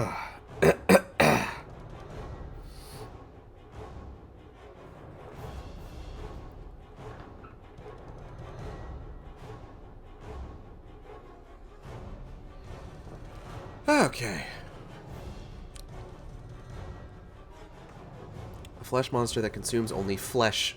Guys, what about the rock? What about him? Altman slung the cutter over his back and started up the access ladder. Field right behind him. It was a narrow climb, not much room between the ladder and the wall, and it quickly became an arduous one as well. Already exhausted by what he had just been through, Altman found he had to focus on putting one foot in front of the other. Behind him, Field wasn't doing much better. He was wheezing like he was about to pass out. "Everything okay, Field?" Altman called down. "I'll live," said Field. He started to say something further, then made a choking sound and was suddenly cut off. Altman glanced down and saw that Field was being choked by something that looked like a whitish-gray snake or a length of intestine. One end was curled tightly around the ladder, the other tight around his throat. Field was scrabbling at his throat with one hand, trying to hold onto the ladder with the other. Altman started down toward him, shouting, while Field let go of the ladder, both hands on the strangler now. Altman was still clambering down, just heaving the cutter off his back, almost ready to cut the thing in two, but Field wasn't holding the ladder. If he cut through the creature, Field would fall. "Field," he cried, "grab hold of the ladder." But Field didn't seem to hear him. His face was purple now, and Altman saw that the blood was leaking slowly from his ears. Altman stretched down and stamped on the end of the strangler, holding to the ladder. It squirmed beneath his foot, but didn't let go. At the other end, it gave a little wrenching jerk, and Field's head popped off like a grape, thunking down to the floor below. The body, knocking against the walls and the ladder, swiftly followed it. He watched the strangler slither down, moving swiftly and sinuously. When it reached the bottom, it moved in twisting, undulating motions until it reached Field's headless corpse. He watched it prod its stomach, then one end of it narrowed to a point and stabbed through the skin. Slowly throbbing, it forced itself into Field's belly. The belly swelled and slowly distended, until with a last wriggle, the creature had disappeared entirely. Altman felt sick. He clung to the ladder a moment, staring down. He might have hung there for longer, but then a thought occurred to him. There might be more of them. Glancing nervously about him, he forced himself to continue up the ladder. When he reached the hatch, he opened it and clambered out onto the deck, making sure it was securely closed behind him. He hoped the creatures wouldn't be capable of opening it, but he didn't know for sure. Whoa! K. Hatdork rating with a party of one. Hello! Welcome to the Sharkstream Book Club. We're closing in on the end of today's stream. We've only got a couple chapters left, but thank you for the raid, and I hope y'all enjoy your time here. What was I talking about? Oh yeah, weird gross worms. He started clambering down the side of the dome, following the narrow steps cut in the glass. Below was the boat platform, slopping up and down with the swells. Most of the boats were gone, but one was left. He undid the mooring and climbed in. The motor started immediately. Only then did it start to seem real, like he might actually get away, like he might actually survive. But then he remembered Field, dead because he had waited for Altman. "We'll have to come back," Field had said. "Make sure it's contained." No, thought Altman. I'm free of it. I'm not going back. And then, suddenly, he felt a presence in the boat beside him.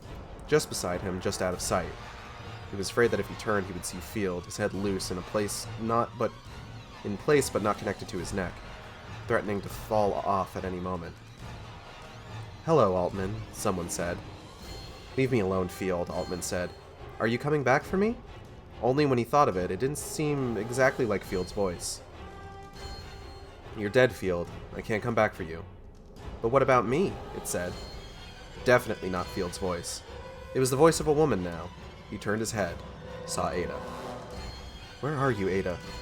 Who killed you?" "I'm right here. I need you, Michael," she said. "I need you to finish what you started." He shook his head. "You're not Ada," he said. "You're a hallucination." "It's not finished, Michael. Everyone is in grave danger. You have to stop the convergence." "What is convergence?" he asked. "You've seen the convergence," Ada said. "You need to stop it." And then she disappeared. He put the boat in gear and pushed the throttle down hard. Damned if he could figure out what exactly she wanted from him, what it wanted from him. "I'm not going back," he told himself. "I'm not going back." But he already was afraid he would.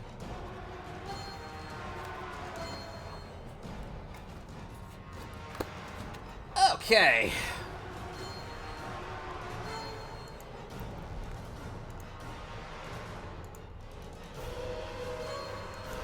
Whew. All right.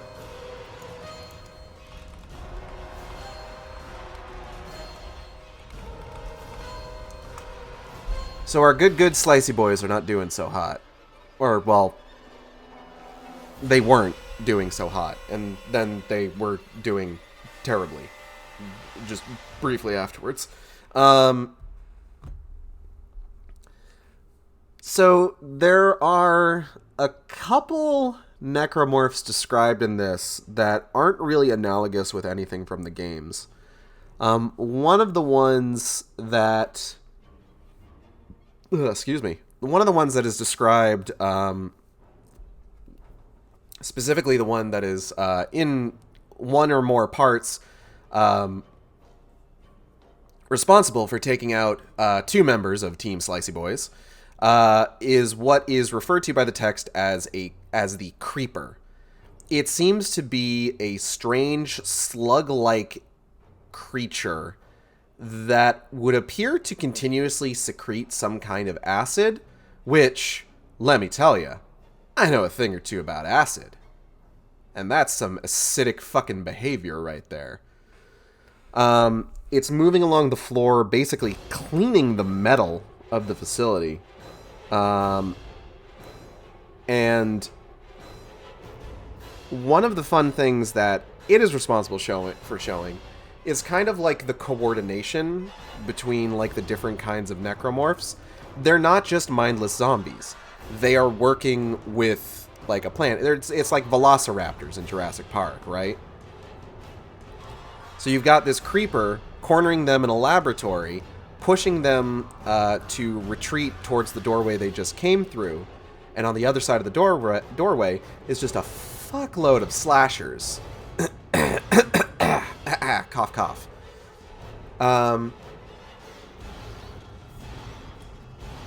Now, our good slicey boys, they recognize, like, oh shit, there's slashers on the other side of this door.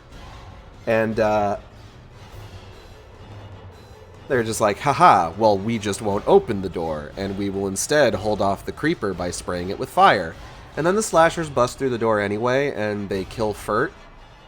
And then Showalter tussles with one of them and gets knocked into the creeper and gets just fucking absorbed by it. As well as, like, the slasher also gets absorbed.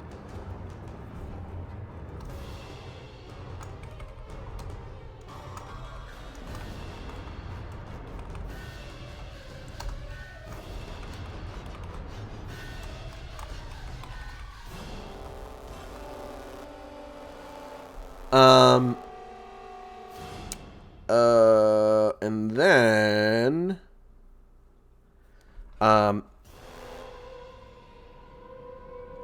Altman starts running through the facility, trying to get to that,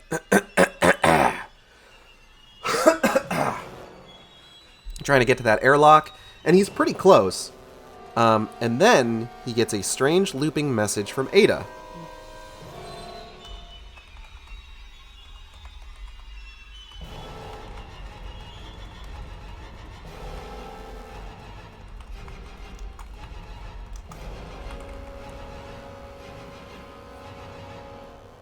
Who is asking Altman to help her.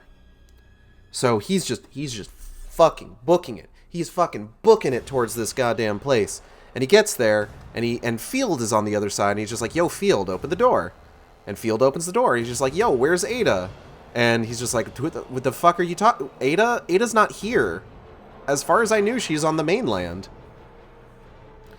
So, like, of course, he's just like, well, how did I receive that message then? Oh, you know what? It must have been the marker. But wait, the marker doesn't show you visions of people who are alive. It only shows you visions of people who are... Oh. Ada has been dead this entire time. Well, not this entire time. Just ever since they were picked up by Markov and Krax before. Ada's dead. They were pretending that she wasn't to keep Altman working for them, but she's dead. She's dead. She was killed. She was killed.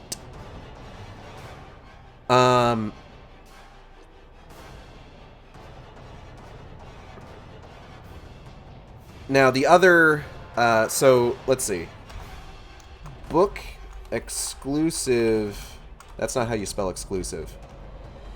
Exclusive Necros.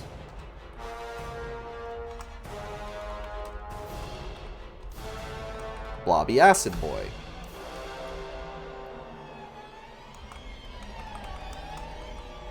The Spider's Leg Boy. So, as far as I'm aware, there aren't any instances of any creatures within the Dead Space games that are like spiders with legs made of fucking bone swords. I think. I'm pretty sure. So this is an exclusive one to the book. It does have a couple of those little head dudes with the tentacles that like try to latch onto you and tear your head off so that they can replace your head with their head. So that's nasty, but those are from the games. And then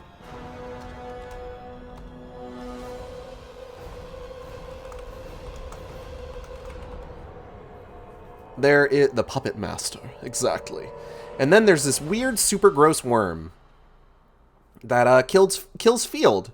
Because while they're trying to climb up the ladder, this thing fucking chokes Field out and then pops its fucking head off.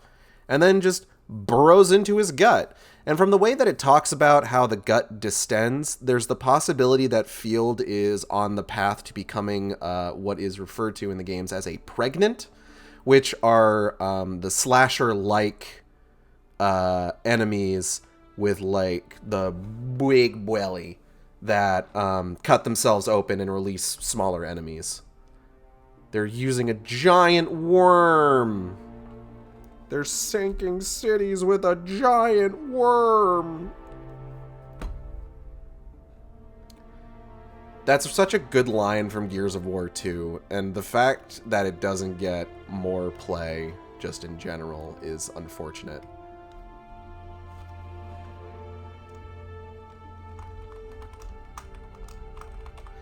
So Altman finally makes it out, finds a boat, and fucks off to the mainland. But he's pretty sure he's going to end up going back.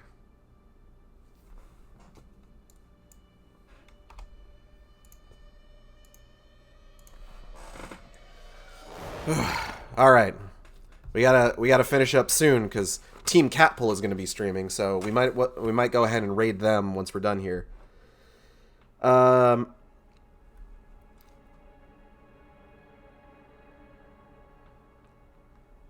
Alright, Chapter 60. When he landed at the docks in Chicxulub, someone was waiting for him. Chava, the boy who had told Ada and him about the body on the beach. He was standing there in the dim light, shivering. Beside him was the town drunk who had lost his name. I knew you were coming, said Chava as Altman tied the boat off. The Bruja told me. She is dead, and yet she told me. She has asked me to tell you that you must go back. I don't want to go back, he said.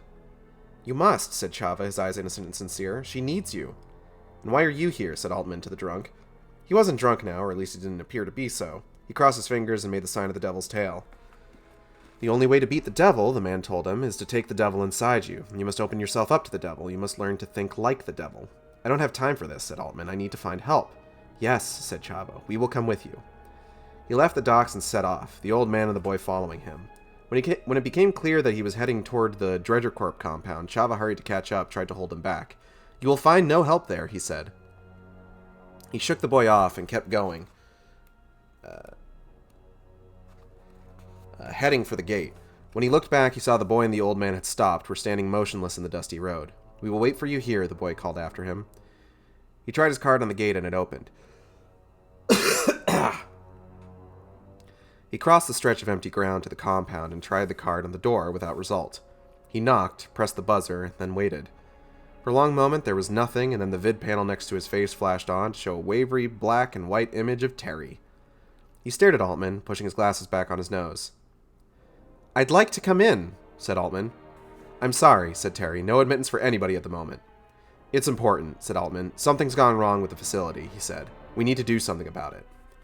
He heard the sound of someone speaking, a voice too low to make out, just outside the frame. Terry turned his head and looked off screen. "It's one of them," he said to someone on his left. "I don't know which one. I don't remember his name. Alter, I think?" He was silent, the other voice rumbling again. "Yeah, that's it," he said. "Altman." He listened intently and then turned back to Altman. "You can come in," he said. "Who are you talking to?" asked Altman. "Nobody," he said. "Don't worry about that." "I need to know I'll be safe," he said. "You'll be safe," said Terry after a moment's hesitation, but by the way he looked sideways as he said it, Altman knew he was lying. He had almost reached the outer gate by the time Terry opened the door. He kept going, not even turning around. "Wait a minute," asked Terry. "Where are you going?" "Sorry," said Altman. "Can't stay." "I've got a gun," said Terry. "Don't make me shoot you." Altman stopped. "Now be a good boy and turn around and come back." He did. He turned slowly and went back. Terry held his gun casually, almost desultorily? The safety, Altman noted, was off. "What's that you're holding?" he asked, glancing down at the plasma cutter. "What's this about?" said Altman. "First I can't come in, and then you're insisting I come in?" "Orders," said Terry. "You're to come inside and stay put." He gestured at the plasma cutter. "I think you'd better drop it," he said. "Whose orders?" Terry just shrugged.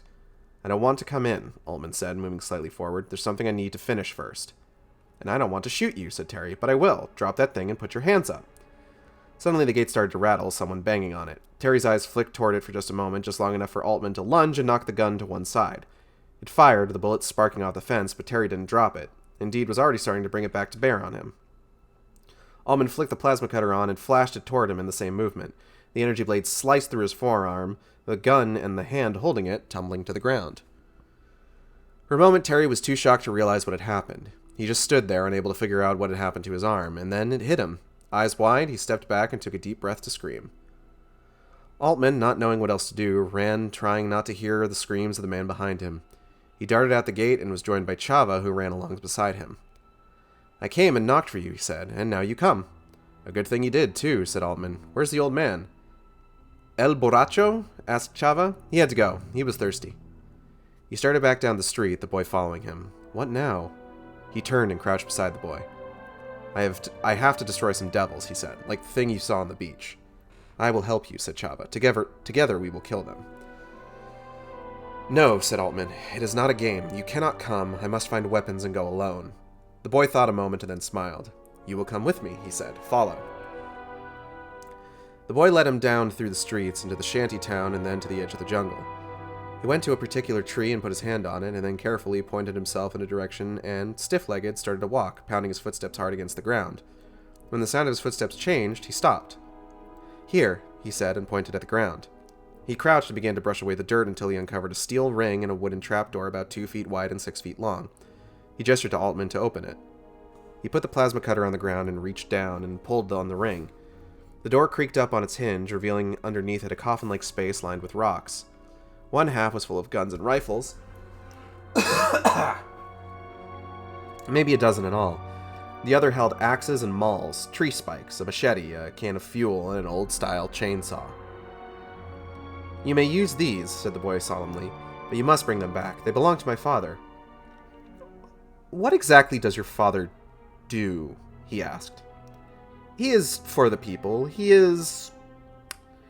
For a moment, he couldn't think of the words, and then suddenly came to him. "Ecological guerrilla." "Thank God for tree huggers," said Altman.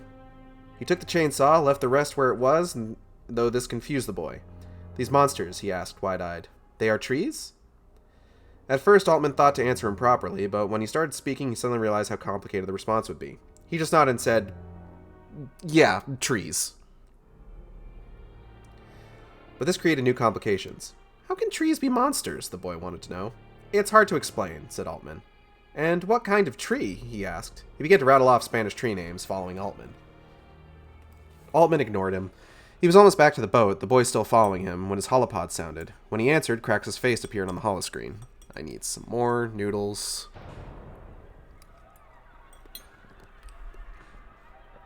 "Altman," he said. "Hello." He switched off. Krax called again immediately. He thought of not answering, but knew Krax would just keep calling until he did. So he answered, but this time he kept walking.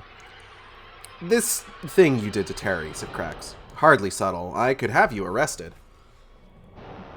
"Somehow I don't think you're going to do that," said Altman. Probably not, he admitted. But I have to say, I think you overreacted. We just wanted to talk to you. You didn't just want to talk to me, he said. You wanted to keep me there. It's for your own good. Don't do anything foolish, Altman. Come back. No, said Altman. What about your girlfriend, Altman? He said. What about Ada? Would you come back for her? Altman stopped. Put her on, he said. For the first time, Krax's composure cracked slightly. She's not available right now, he said. You can't, because she's dead, said Altman. Don't be ridiculous, Altman. Why would she be dead? I started hallucinating her, said Altman. Either you killed her or she killed herself. Which was it, Krax? Hallucinations don't mean anything, Krax insisted. She's alive. Altman started moving again. Show her to me then, said Altman. If I see her, I'll come back. Oh! Hi! Monks? Thank you for the follow. Wow. That was surprising. That's the last thing I was expecting to happen today. Hello, welcome to the Sharkstream. Thank you for the follow. I hope you're enjoying yourself. Where was I? That completely derailed me where I was on the page. I will. Okay, hold on. As I said Krax, that's not possible. You'll just have to trust me. Your girlfriend's life is in your hands. He was at the dock now. Goodbye, Krax, Altman said, and disconnected, powering the holopod all the way off. He loaded the gear into the boat and climbed in himself. Chava tried to clamber in, but Altman stopped him. Stay here, he said. I already have enough deaths on my conscience. Okay, God, alright.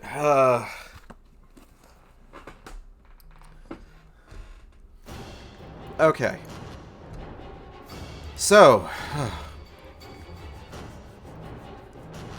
we're one chapter off from the end. So this is going to be our second to last recap, which is good, because I am starting to get a little highlighted? Light-headed is what I'm starting to get. I'm trying to eat to stave it off, but like, whoa. I gotta turn on some light. Hold on. It's getting darker in this room as the sun goes down. What? Okay. Okay, so what the fuck happened this chapter? Chava came back.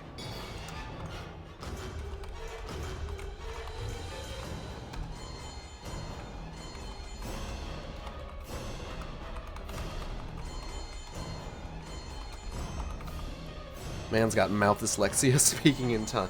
Listen. I am dealing with so much. I think I'm allowed a little bit of tongue twisting. So Chava's back, which I'm ecstatic for. I love Chava. He's probably one of my favorite characters. Drunk Guy was here though, but he didn't really do much. He is also the pretty fun character. I loved his fucking monologue back, like, God, eons ago. Back closer to the beginning of the fucking novel.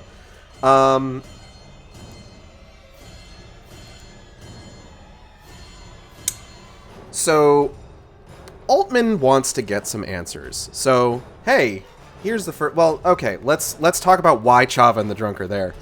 Chava says that the Bruja told him. The Bruja that we know is dead, and the hallucination of her Spacey Ghost Cat is now following... Thank you for the follow. Wow.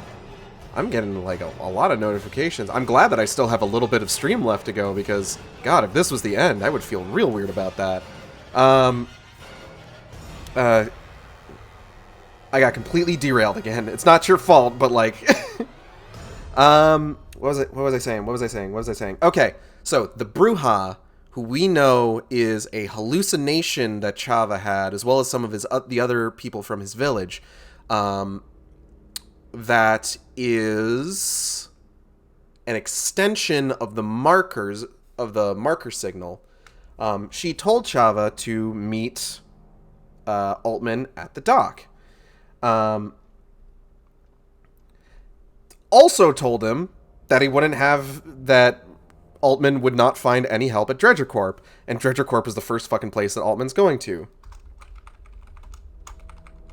That's not how you spell that.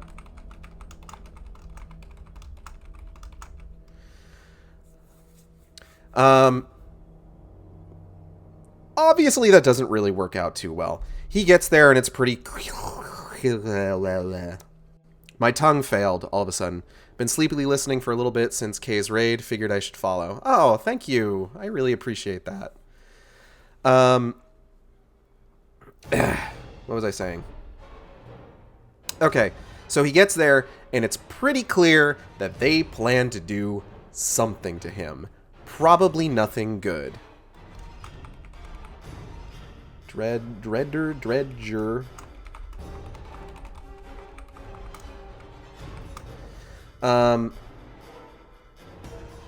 So, when Altman gets inside, and he's stopped by Terry of Tim, Tom, and Terry, who I believe are down Tim and Tom now, Terry's just like, hey, I got a gun. I'll shoot you.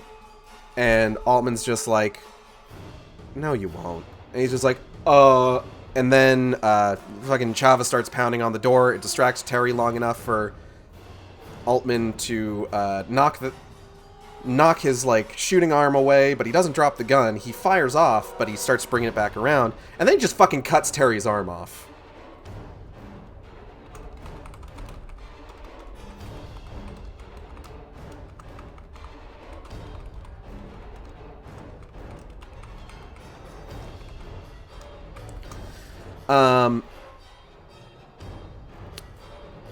And then he just fucking books it out of the Dredger Corp building, which, on some level, like, why'd you go there in the first place, man? Like, if this is how you're gonna act when you get there, like, why'd you even bother coming here? You should have known. But, as we've kind of established over the course of the story, Altman's not exactly the brightest scientist. He's definitely got the most, like, survival instinct, and I mean, you know, good for him, but, like, he's not what I would call sensible. Altman is a fucking idiot. I was trying to be a little bit kinder about it, but yeah, okay, he's a bit of an idiot. So, him and Chava sprint back out, and then we find out that Chava's dad is an eco-terrorist, and he has just a bunch of weapons on hand.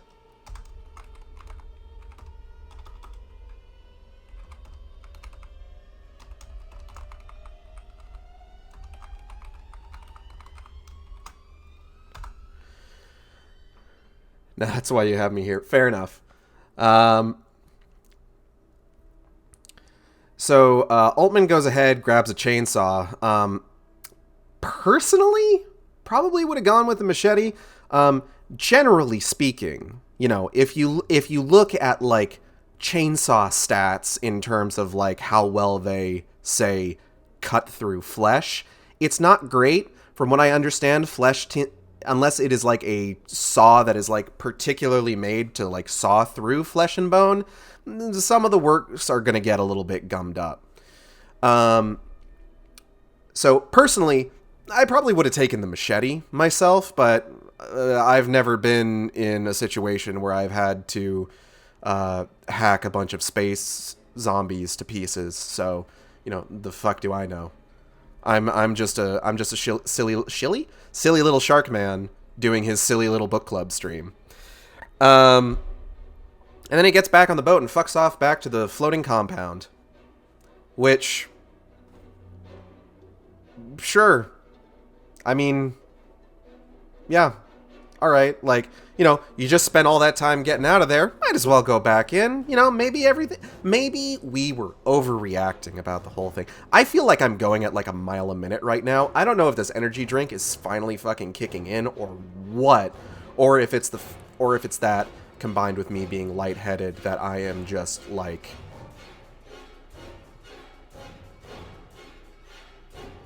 Like, there's times where it's, like, empty head, but then there's times where it's, like, head so empty, but that there's no resistance for the thoughts that do make it through.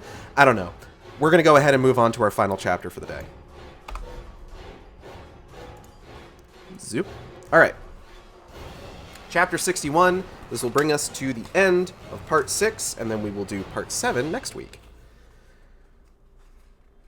As he navigated the boat through the swells and felt the spray on his face, there was a lot of time to think. I'm crazy, he thought at first. I shouldn't be going back. I was lucky enough. I was lucky to escape alive the first time. And indeed, he might have stayed on land if Ada hadn't been dead. But no, as it was, there was no reason to go back to land. He felt he had to end it. And then he began to think of what the old drunk had said when he met him on the dock. The only way to beat the devil is to take the devil inside you. You must open yourself to the devil. You must learn to think like the devil. Listen to the devil. Learn about his wants and needs. Head so empty at full mood. Yeah, basically. And how would the devil think? Or how, in this case, would the marker think? If anyone would know, Altman thought, it would be him. He had seen the marker many times, had survived close proximity to it even when it was broadcasting fully. It had spoken to him by way of hallucinations again and again. What had it said most recently through his memories of Ada? I need you, Michael. I need you to finish what you started. It was vague. Like most of what the ghost told him, it was hard to pin down. Earlier, in the dream, it had been much more specific. But was it really the marker speaking to him through the dream, or was it only a dream, or even something else? A dream was a far cry from the hallucination. Wasn't the dream Ada saying that she wanted to have a baby?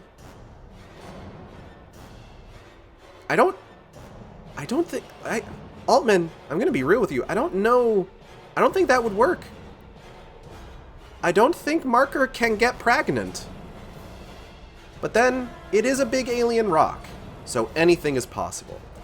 But maybe the dream was his subconscious mind trying to tell him something. What exactly had Ada said? I need you to do something for me, she had said. I want to have a baby. That's what I need. It'll bring us closer together.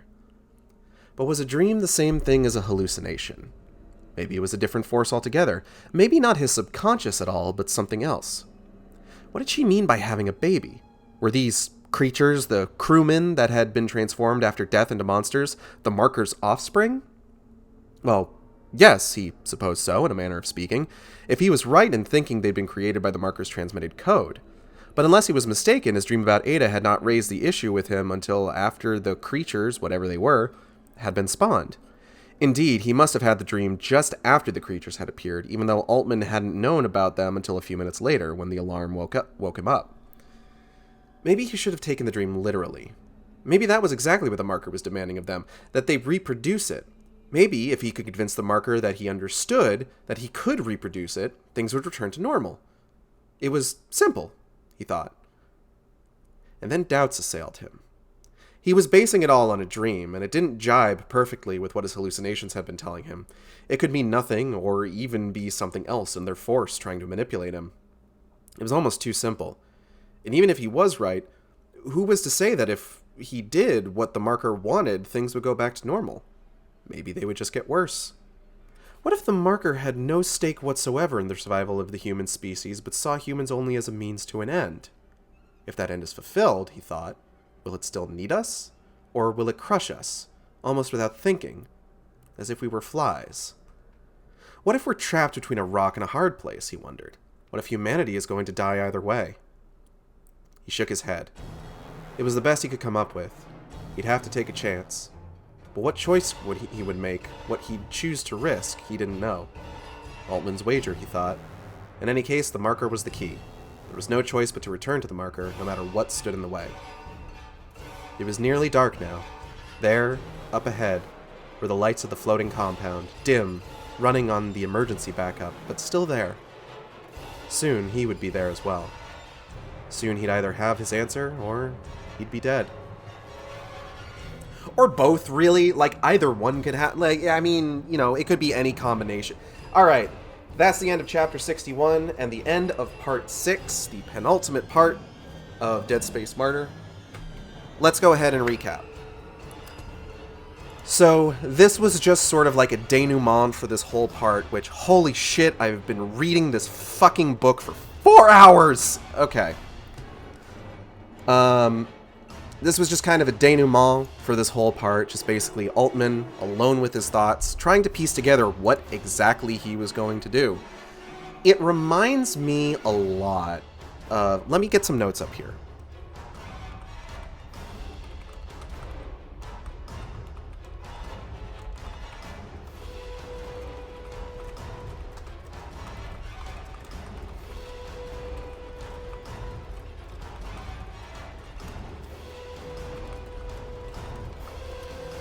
So Altman's not really sure what he's going to do. It reminds me a lot of, oh god, the end of Alan Wake. Because I absolutely have to find a reason to talk about Alan Wake, even when I'm not playing Alan Wake, obviously. So at the end of Alan Wake, when you've gotten to the dam and you've found the clicker, Alan mentions when he's on his way to Cauldron Lake, he doesn't really have a plan. He is basically operating on the shifting logic of the dream. There's things he knows he needs to do. Why he needs to do them, he's not sure. He just knows he needs to do it. Now, the difference is that Alan was in a lot more control of his situation. Altman is a small player in comparison to the cosmic forces at work here. Altman is a very small part. Like, even when he becomes the cornerstone of an entire absolute batshit nutso religion full of people who are an MK Ultra passphrase away from just slaughtering everyone and then themselves, he is a pretty bit part.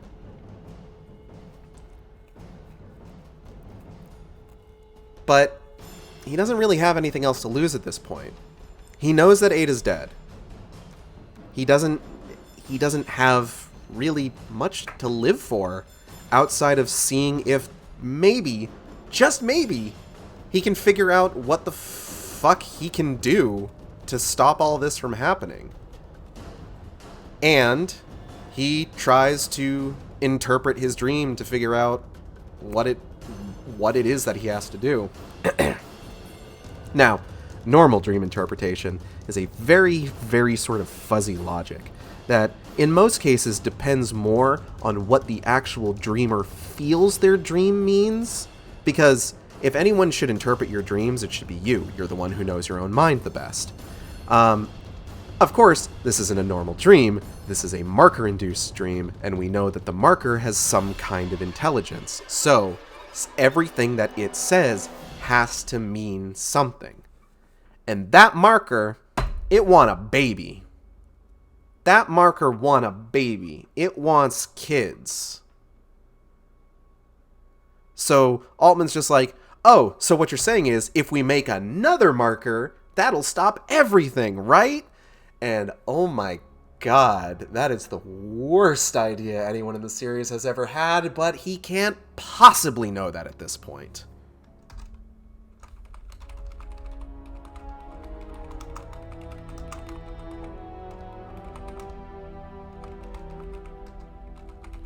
So the marker wants Altman to knock it up. No, I already made that joke. We can't double dip on the joke. I'm sorry. Now, obviously, it's a little bit of like dramatic irony because obviously we know that that's not the solution to the problem, because at this point we've played Dead Space 1. We know that, hey, making another marker is maybe a bad idea and is going to lead to some serious problems down the line. But he doesn't know that. As far as he's concerned, this might be the perfect fucking solution. But he's ready to just fucking figure it out as he goes, basically. He's got a chainsaw, he's in a boat, he's on his way to the floating compound. He is ready to chop some motherfuckers up. And we will see how well he does at that next week.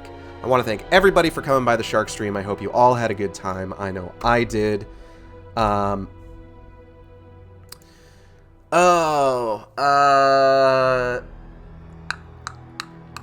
If you enjoyed the stream, you can subscribe here on Twitch. We have special emotes for subscribers. You can follow me on Twitter at @Saint_intolerant or on YouTube at youtube.com/SaintIntolerant, where I post all the streams after they happen. Art for the stream. Acid Shark VTuber was done by my good friends Audrey and B of Team Catple. That's TEAMCATPLE. You can find them at that on Twitter, Twitch, and YouTube. Don't email them yet. We're still not doing emails for them. I believe they should be streaming right now. They are streaming Persona 5. We are going to be raiding them, so please stick around for that. Do I want to do a raid phrase? I'm thinking about it. I've been wanting to start doing raid phrases recently. So, I don't know. Team Slicey Boys Forever, I guess. So when we end up raiding, please be sure to post that in their chat. This lovely, lovely chalkboard background was done by my wonderful wife, Natalie, who you can find on Twitter at GhostyNaps. That's GHOSTIENAPS. Funniest fucking person I know. Has been getting back into art, and her work is lovely, and it's great, and she's great, and I just can't gush about her enough. She's so good. Upcoming streams. I was thinking about maybe doubling up on streams this weekend since I got a long weekend, but I decided, fuck that, I'm going to rest because I'm sick! But we will be back on Wednesday for Skyward Sword, Thursday for God of War Ascension, Friday for more Castlevania Lords of Shadow 2 with Team Catpull, and then next Saturday, we're going to be fucking finishing Dead Space Martyr. How wild is that? I'm going to go ahead and get out of here. Stick around for the raid, and I'll see you next time on the Sharkstream. Same shark time, same shark channel. Take care.